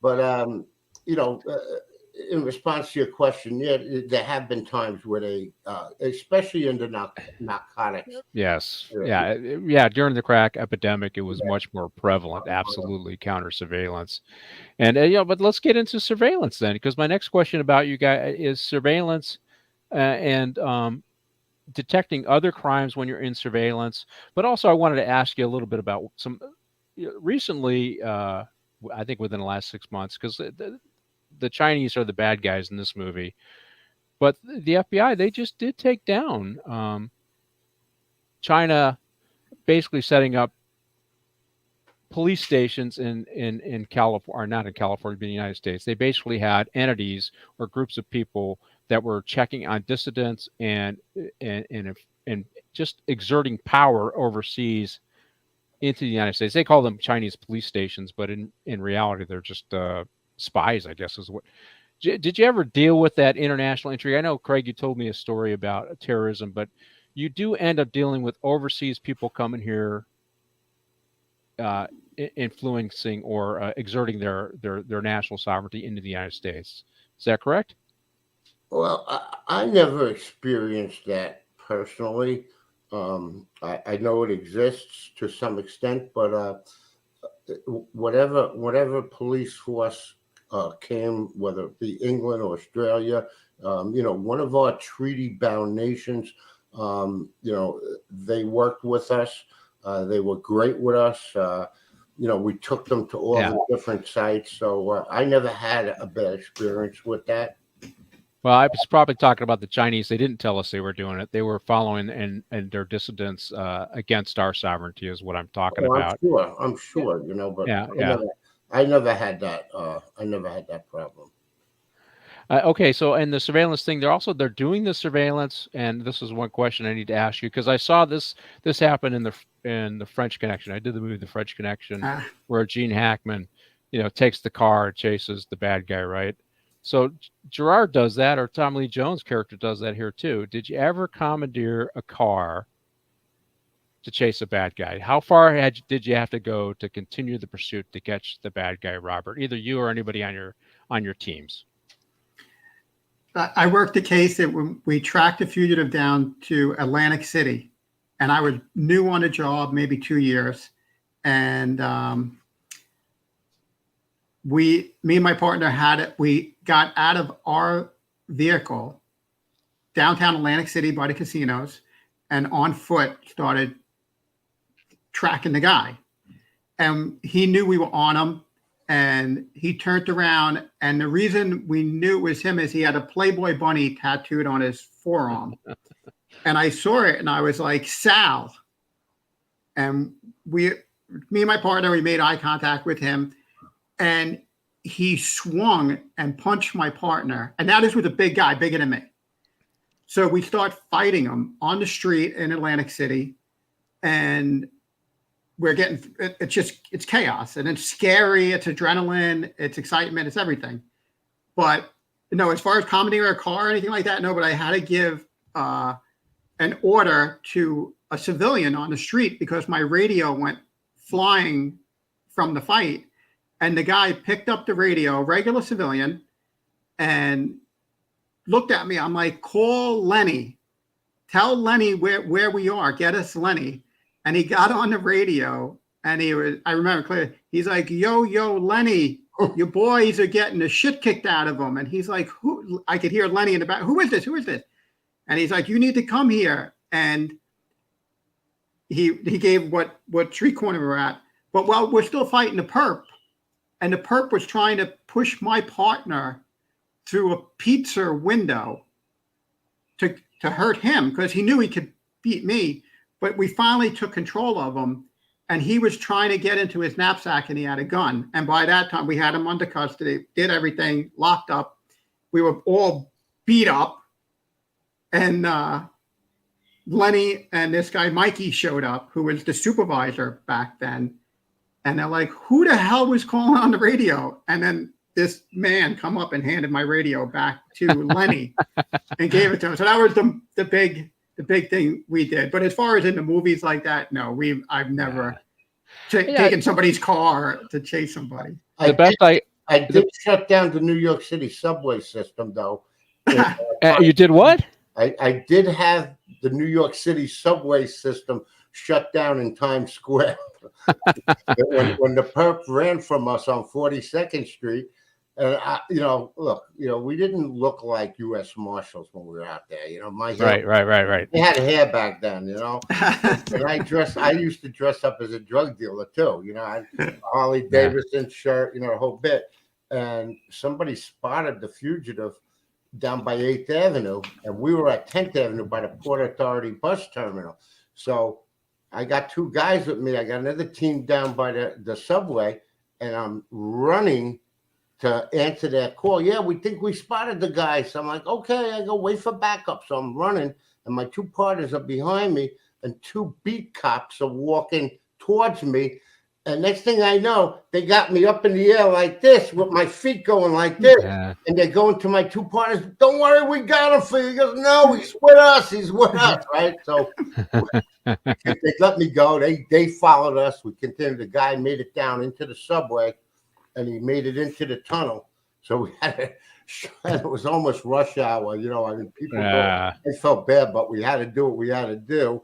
But he actually got away from us, and lived to tell another day, but another tale. But he eventually made it out of the subway after we shut it down for like hours. It was horrible. Well, we have a viewer that says, "Hey, why did the criminals run from us in full blown chases?" Yeah, it's a bad idea. We're going to get them, and I have to tell you, I was the chief of police for the LA transit system for a few years, and so shutting down a subway is a big deal.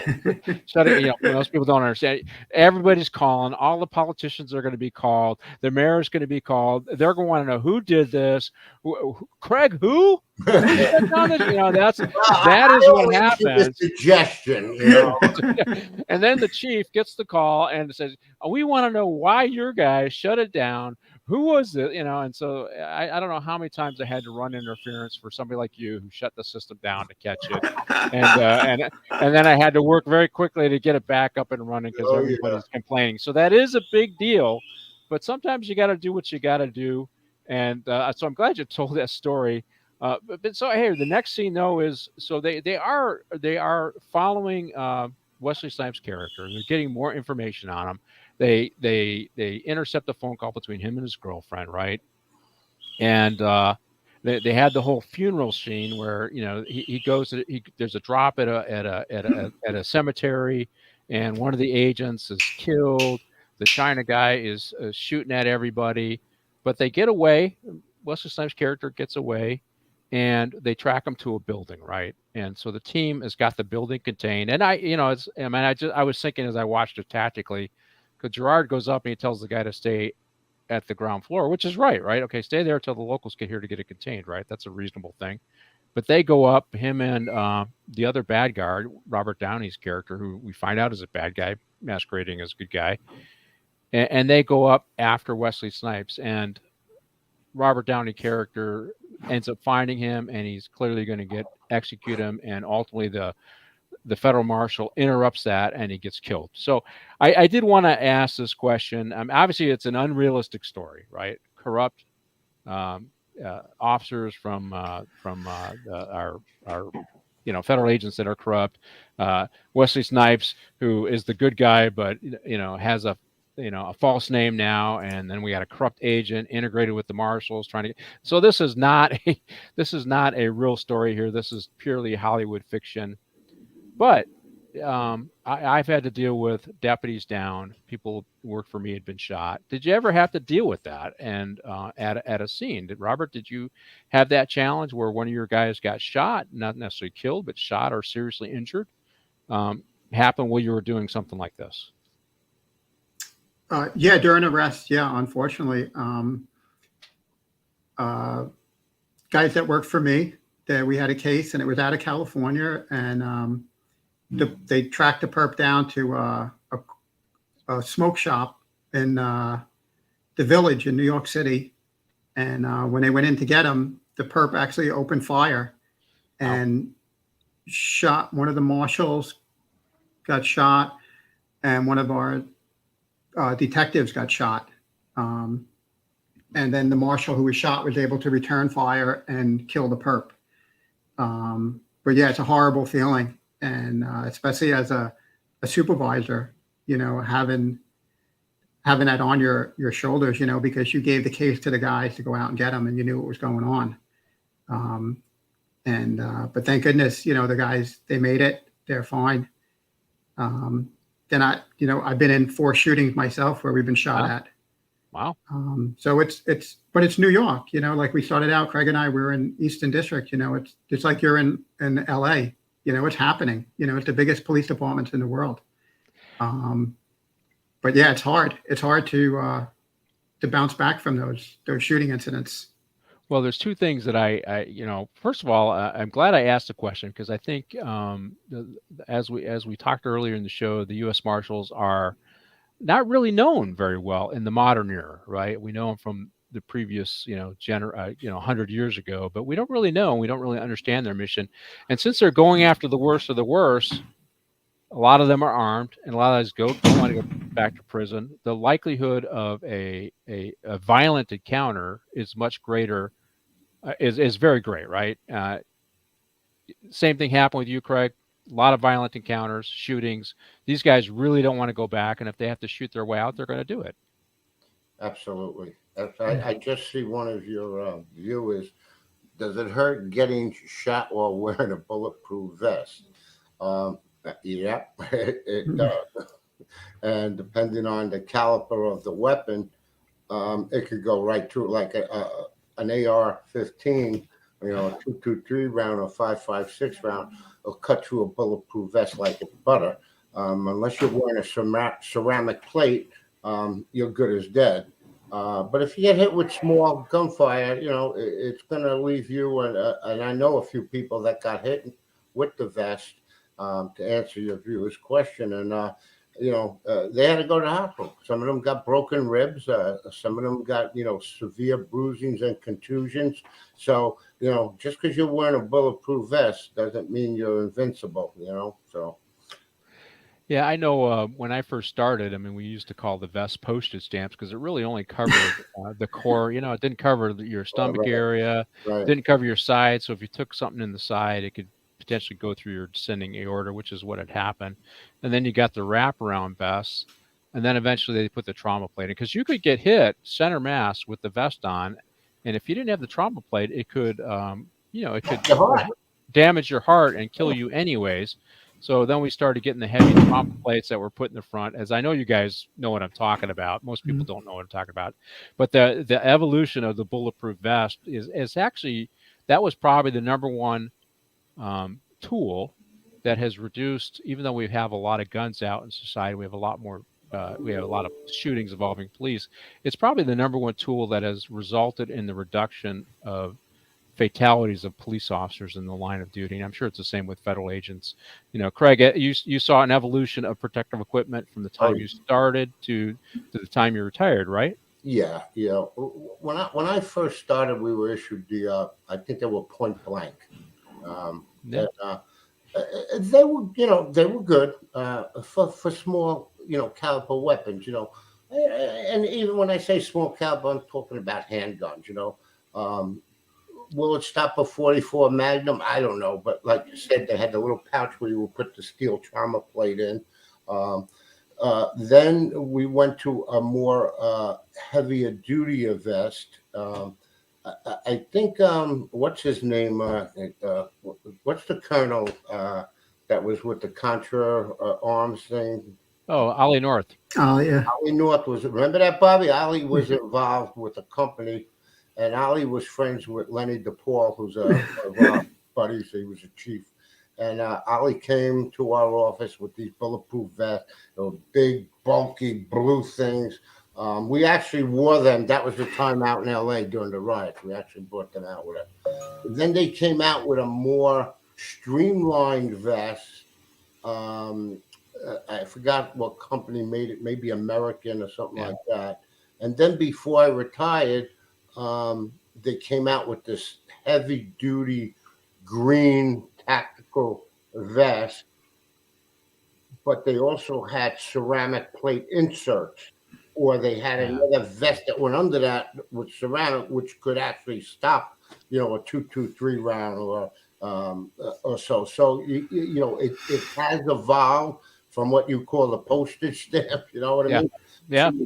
To a lot of cops that were patrol officers, they didn't like wearing the vest because when they sit in the car, it would get into their groin. It would be very uncomfortable. So they had these vests that were like up to the bottom of their rib cage. And if you get a gut shot, that could be serious. But with us, we only wore the vest during, hit, so to speak. So we got the full protection down towards the past the belt line, so to speak. So when you're that vulnerability here, you know.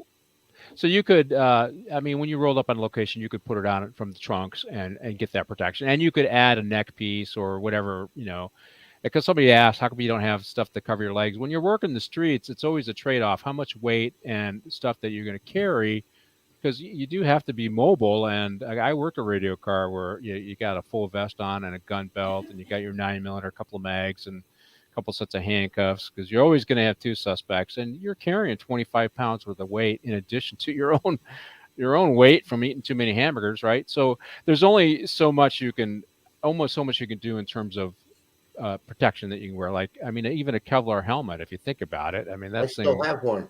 Yeah, that's what. Well, After a while, though, too, after you got to remember, you go do a hit in the morning, you start, taking the gear off, and all you have is just like your undercover vest, and you're out running around, still working cases. So you're not driving around with a helmet on, or So you could gear up before you were doing a big hit. Whereas line officers, as I'm talking about, you're wearing the basic level of protection you can, because sometimes it's 100 degrees out here in LA. You're wearing a vest, and you're going through a uniform a day just because it gets soiled through the sweat that you're dealing with. And I can't imagine being in Florida or New York where it's humid. It's because sometimes you can almost wring out your T-shirt. That's how much sweat you have. And we would always look, if we knew we were going to a real hot situation. We had NYPD right on our radios. So we just go, federal portable to central, K, and they federal portable. Got a barricaded suspect. We got this right there. we need assistance. You have an ESU, emergency services role, like you guys, the LA SWAT team, you know. Yeah. So, you know, those guys have all the leg protection, all the chest protection. They got the helmets, they got the bomb vest, you know, depending on if there's a bomb, you know, and you know, they showed up on a few of our cases, the bomb squad, and we could get into that with an international case we worked with surveillance, the whole, you know, had everything, all the elements we were talking about, all in one case.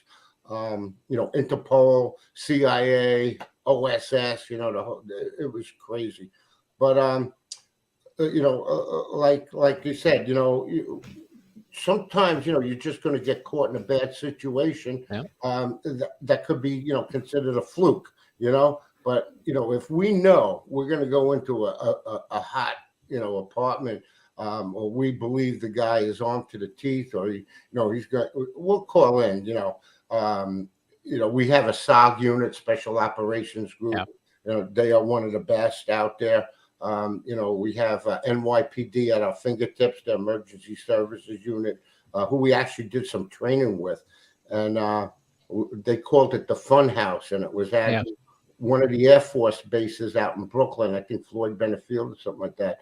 And we went through that place, and they had guys up in the ceilings with guns, you know, it was paintball type of thing. And it was a big, like, warehouse, but it was a house in a warehouse. And, you know, with kitchen, living room, blah, blah, blah. And they would bring it. Nobody ever made it through here. Secret Service came. They had night vision goggles. They had X-ray, everything. We got them all, right? So we're like, okay. We do this every single day. So they had their team set up. We went in there at Big Dave O'Flaherty, Victor, me, Dominic, all these guys, right?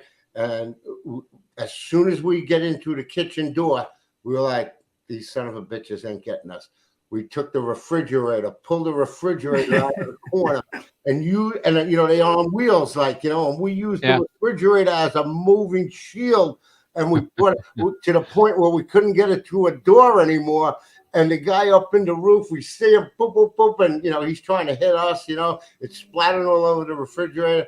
And he's like, you guys cheated. We're like, we didn't cheat. And I go, we didn't bring electronic surveillance gear in here. I go, we used what was tactically available to our advantage. And I said, come on, we're going to the bar.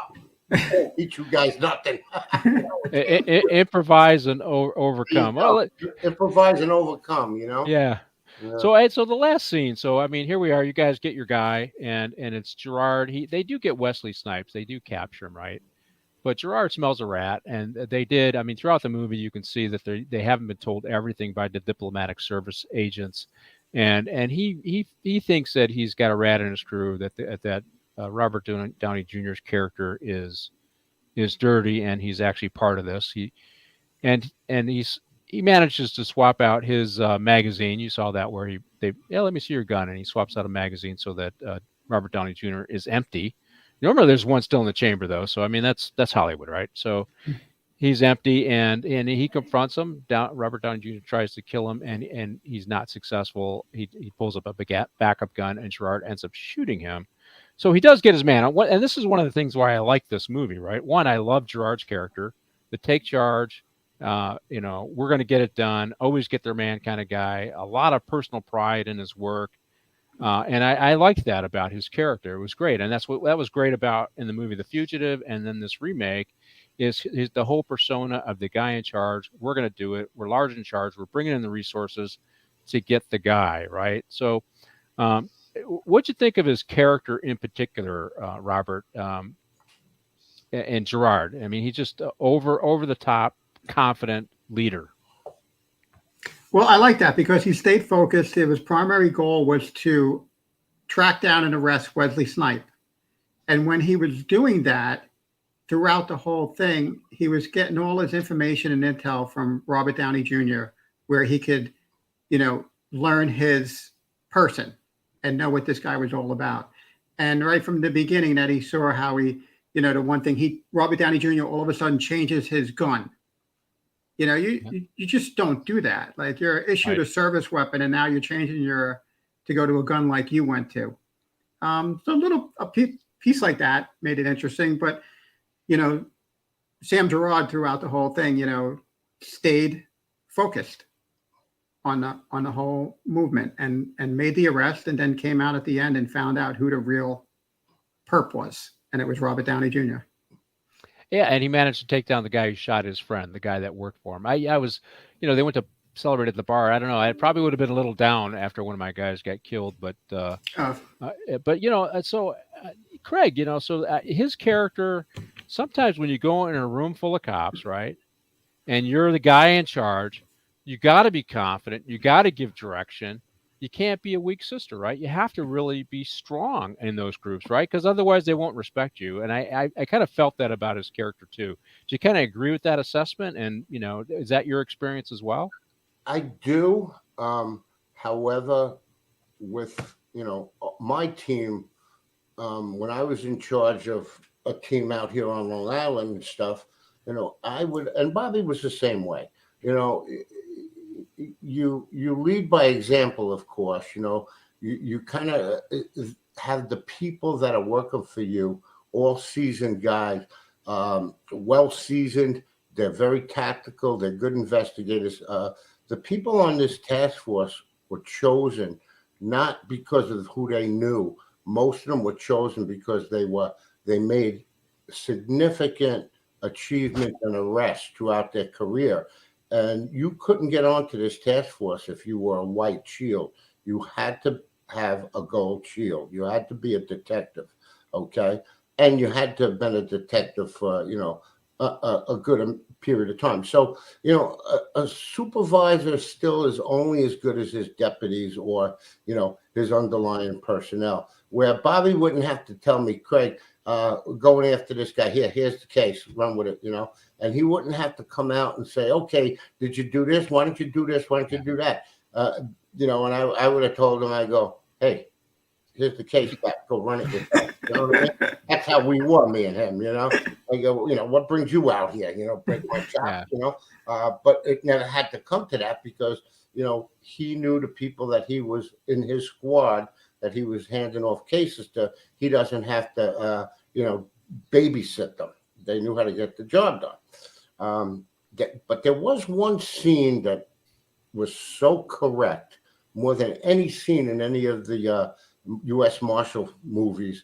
And it was in the first movie where the doctor, Harrison Ford, I think they're in a water or something like that, and he might have got his gun and Sam Gerard's gun, and he goes, but I'm innocent. I did not kill my wife. And I remember the marshal going, but I don't care. Basically that we had to say that many times. I didn't do it. I didn't do it. I don't care. You got a warrant. Our job is to bring you in. Let the courts deal with that. I don't care. And that was a good, whoever told them to say that was kind of spot on, Well, I think if I could just say, Chief, I think the funny part in this movie, U.S. Marshal, is when I think it's Sam Gerard is calling for Joe Pantatello. Yeah. And he's in traffic in New York City with the lights and sirens going. And Gerard's like, where the hell are you? He's like, I'm en route. What the hell? What do you want me to do? What are you going to do in New York City, just like you're in LA? Like, you're not, lights and sirens doesn't mean anything. You're not getting through that traffic, and you have to deal with it. You have to make it happen, and you got to get there to help your team. I worked in an area that was very dense, it was a West Hollywood area. So same kind of thing. And we had guys on bikes who could actually go faster than the cars at times in a certain part of the day, just because the traffic was so tough and people didn't get out of the way because they might lose their spot, There's no place for them to go. Right. Or there's no place for them to go. Exactly. Exactly. So you go down Fifth Avenue, lights and siren. Like when we're doing a high threat move or something, you're on the highway, you got highway patrol, state troopers leading the pack, they'll split the traffic. So because they can go or use the shoulders or whatever. But when you're on Fifth Avenue, there's no place for these people to go except to go up on a sidewalk. It's a sea of yellow, with all the taxi cabs. The people that don't even know what a light and siren is. They're morons. Yeah. So it can be very frustrating. I see people, hey, move. They're banging on their dashboard, and the little cherry is popping all over the place. They're banging. I had one guy banging on the dashboard so hard. I go, stop. You're not making the cars move any faster. You're only breaking the light, So, but it does become frustrating, especially when you're trying to respond, and that's when you can become overzealous, and stupidity might take over because you want to. That's just the way we are. We have that A personality. We want to be there, and sometimes as you would know, Chief, you can be your own worst enemy. You get in a car accident, you could kill somebody, and you don't need that. If you get in an accident, you can't get there to do anything, right? And there you go. There you go. One of the things I noticed is they adjourn the end of the day to a bar. I mean, in the movie it's frequent, but it does happen. You celebrate some of this stuff, but I got 5 minutes left for the show, and I want to give you each a chance to, so you each got a couple of minutes each to talk about your best arrest that you're most proud of. And I know there's a ton of them, but there's got to be one that stands out. Robert, you go first. It just happened late in my career. I was very, very fortunate to participate in arresting a Marshal's top 15, a guy named Andre Nevison that was on the run for probably 10 to 15 years. The case was stepped all over. And I came into work. It was the day after Labor Day a few years ago. And my analyst, who was an Army reservist, pulls up off the printout that this guy was arrested, and his FBI number matched that of our fugitive, but he had a different name and date of birth. So, and it was in Connecticut. So we take it, we have to run him up now and do due diligence. And we check it out. We find out that he was arrested in Bridgeport, Connecticut, which is only a few miles from where we are in Brooklyn. And the analyst who works for me just so happens to have Army reservist that works in that department. Calls up there. We get a photo of the guy, and it's him. It's our fugitive. It's the top 15. But they had let him go before they could match everything in there because he got pulled over for a traffic violation. Yeah. But they had impounded the vehicle, which belonged to his now wife. So we find out where the car is. We're like, don't release the car. They're like, we already released it. It went to this woman, and here's the address. So now we reach out to Bridgeport, Connecticut, and I'm starting to make all these calls. And I'm a supervisor, so I'm in the office doing stuff. But now it's only me and my analyst. It's the day after Labor Day weekend. Nobody's around still. Everybody went home. And as this is happening, I have to go in and tell my chief, who is sitting down with other guys, planning the security for the El Chapo trial in Brooklyn. So I walk in and I tell my chief at the time, I'm like, we're going to arrest Andre Nevison. And he just looked at me and smiled. And there was two other supervisors in the room. And they start telling me what I need to do to make the arrest. So I just laugh and I'm like, why are they even talking? And I'm looking at my chief and I said, I'll be back in an hour with one under. Go back and I reach out to our counterparts in Connecticut. Now I have to talk to the boss, like the chief out there, and tell him what's going on because it's very political. But I call a deputy who's in Bridgeport. I'm like, you want to arrest the top 15? I'm going to make a career. He's like, holy shit. So we start sending them the information, and you have to coordinate. Now a lot of things happen. Tell him where it is. Within 15 minutes, he's at the house. He's sitting there, and he's sending me live photos of our perp sitting on the front porch. And it's just him and another guy. He goes, hey, I'm just calling for backup. The guy was wanted for murder of his sister and girlfriend. So our guys are like a little nervous. They're like, hey, we're waiting for backup. I'm like, 100%. No problem. Wait as long as you have to. They're like, we have eyes on. People are coming in. And this is on a Tuesday in September at 2:00 in the afternoon. Within a half hour, sends me the photo of the guy under arrest, one under. What I'm hearing is teamwork in that one. Teamwork. I mean, and you coordinate. And I didn't blast it out to everybody. And I go back in there, and let me tell you, as somebody doing this, it's such an amazing feeling as a supervisor to have guys and girls that can make it happen. Yep. Down the line, you put it right out there, and to go in there at that moment and look my chief in the eye, because this is a big case out of our district, and be like, we arrested a top 15, right here in Brooklyn, even though it was in Connecticut. It was great. It was just a great, great accomplishment. And it was an NYPD case. Yeah. Right. All right, Craig, you're up, man. I know I'm going to have you guys back on, but I want to hear what you think is your biggest arrest, or the one you're most proud of.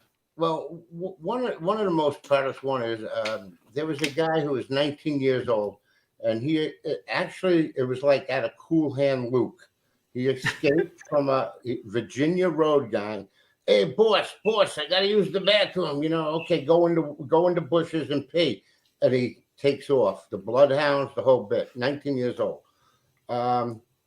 Case goes. They found out that he went into the judge's. He made it to the judge's house in rural Virginia. Broke into the judge's house and stole all his liquor. Then he went on the lam again, and for 40 years they couldn't find this guy. So the case comes up as a cold case from Virginia. Hey, Department of Corrections, they're trying to clear out some of their old cases. They came across this case, and I look at it, I go, are you kidding me? I go, this is 40 years ago. This is now 1990. I go, the picture you're showing me is of a kid that looks like, Jimmy Dean with the cigarette pack. Are you free with the white T-shirt on with the split? I go, you kidding? So make a long story short, I wasn't a full-time member of the warrant squad yet. I was rotating in. So the marshal, he was an old salty dog, ex-NYPD guy. And he's like, yeah, I hear you're working on this escape case from 1950. You'll never find him. So I go, you want to make a bet? He goes, you want to bet me? And I go, yeah, I'll bet you, Marshal. He goes, what do you got? So his name was Charlie Healy, great guy, one of the best marshals we had. So I go, listen, if I get this guy before my rotation expires, which is October 31st, I go, you make me a full-time warrant squad guy. And he looked at me and goes, well, what's in it for me? I go, if I don't find him, I go, I will sit in court until my ass bleeds. I will do all your court trials, suppression. He looked at me and goes, you're on. He walks away and I go, what the hell did I just do? Oh, my God, right? So every morning I'd run this guy up with the limited resources we had in 1990. I was just about to give up. Halloween, I come in, I get my coffee, I sit at the computer, and his name pops up as just, through the course of the investigation, we found out he had a car registered to him, somewhere in Brooklyn. And, we staked out the place. It ended up being a bogus thing. So I knew the registration was about to expire. So I ran him up, and sure enough, the registration that was expired had been renewed for a station wagon, like an 85 Country Squire station wagon, some piece of crap. And so I'm all excited. I'm like, holy shit, I can't believe this. My last day, I find a guy, and I look, and it's the same bogus address. So now I'm like, crap, But I notice a different insurance code on the bottom. So I go into the computer, DMV, and I run that number, and it comes, let's just say Allstate or whatever. I go, okay. I get on the phone with Allstate, and I go, listen, federal agent, we're conducting an investigation, and we see one of our fugitives just got a new registration, and he's got an insurance code. She's like, well, I can't give you that information without a subpoena, So I go, okay, before I bother a federal judge in Virginia to issue an order to show cause and make you appear before a federal judge in Virginia, I go, can you just tell me one thing? So she goes, I could try. So I go, is there a different address than, the one that I tell her? And she goes, yes. That's all I could tell you without a subpoena. I go, great. So one of our deputies, her husband, was in the insurance business. So I go, Tony, ask your husband to run this thing and see if we could come up with an address. She said, okay, no problem. So her husband actually came up with a good address. So it was Halloween. We really had no idea if the guy was there or not. I was so excited. I ran out of the office without even taking my gun, right? Have a little team set up. We surround the building. Now we had them old Motorola cell phones. So I told one of the supervisors in the office, I go, listen, when I get to the location, I want you to call into this guy and ask for Mr. Charles Kelly. Ask him his date of birth and ask him where he lived. Tell him you're Mary from Allstate and you're just following up with some questions. She goes, okay. And I'll be on the three-way listening. So she calls him. Yeah, that's hello. And, is this Mr. Kelly? He goes, yes, it is. He goes, hi, I'm Mary from Allstate. I have a few follow-up questions for your renewal on your insurance. He goes, oh, I thought I took care of that already. He goes, no, where were you born? Oh, Virginia. What's your date of birth? Yeah, 1940, whatever the hell it was. And I'm like, okay, that's good. And she goes, oh, I got a few more questions. And I'm like, I'm saying to myself, shut up. He's in there, right? So now finally I said, the hell with it. I knock on the door and I hear him telling me, oh, I can't talk anymore. There's somebody at my door. And she goes, well, I have a few more questions. And I'm like, you got to be kidding me, right? So now he goes, okay, forget about the door. And my insurance is more important. And I'm like, saying to myself, shut the hell up. So I start pounding on the door. I go, Mister, trick or treat. If you don't open the door, we got shaving cream and eggs. We're going to bomb your house with eggs. And he goes, I got to go, Mary. There's some kids. They're going to vandalize my house if I don't give them some candy. He opens up the door and there's 5 of us like this. And I got my finger like this. I don't even have a gun. And we grab them. Big press conference. Headlines in the New York Post. Fugitive of 40 years finds Halloween is no prank. And then he said, yeah, they came in like gangbusters. They didn't even let me put my teeth in my mouth. They pulled me off. So that was a big case. And then there was the other one, an international. Oh no! I got to cut you off. I have to bring you back for more stories, but that's a great story. We are at the end of our show. Let me do a wrap up. You guys stick around. Real quick. So the marshal said, Monday morning I come in, the supervisor said, pack up your desk. And I go, why? He go, move in the back. You're in the warrant squad. Marshal Healy did hold his promise. Marshal Caine gets his man. That's fantastic. So you are watching Pop Culture Minefield Morning Coffee with the Chief every Tuesday Pacific Standard Time at 8 a.m.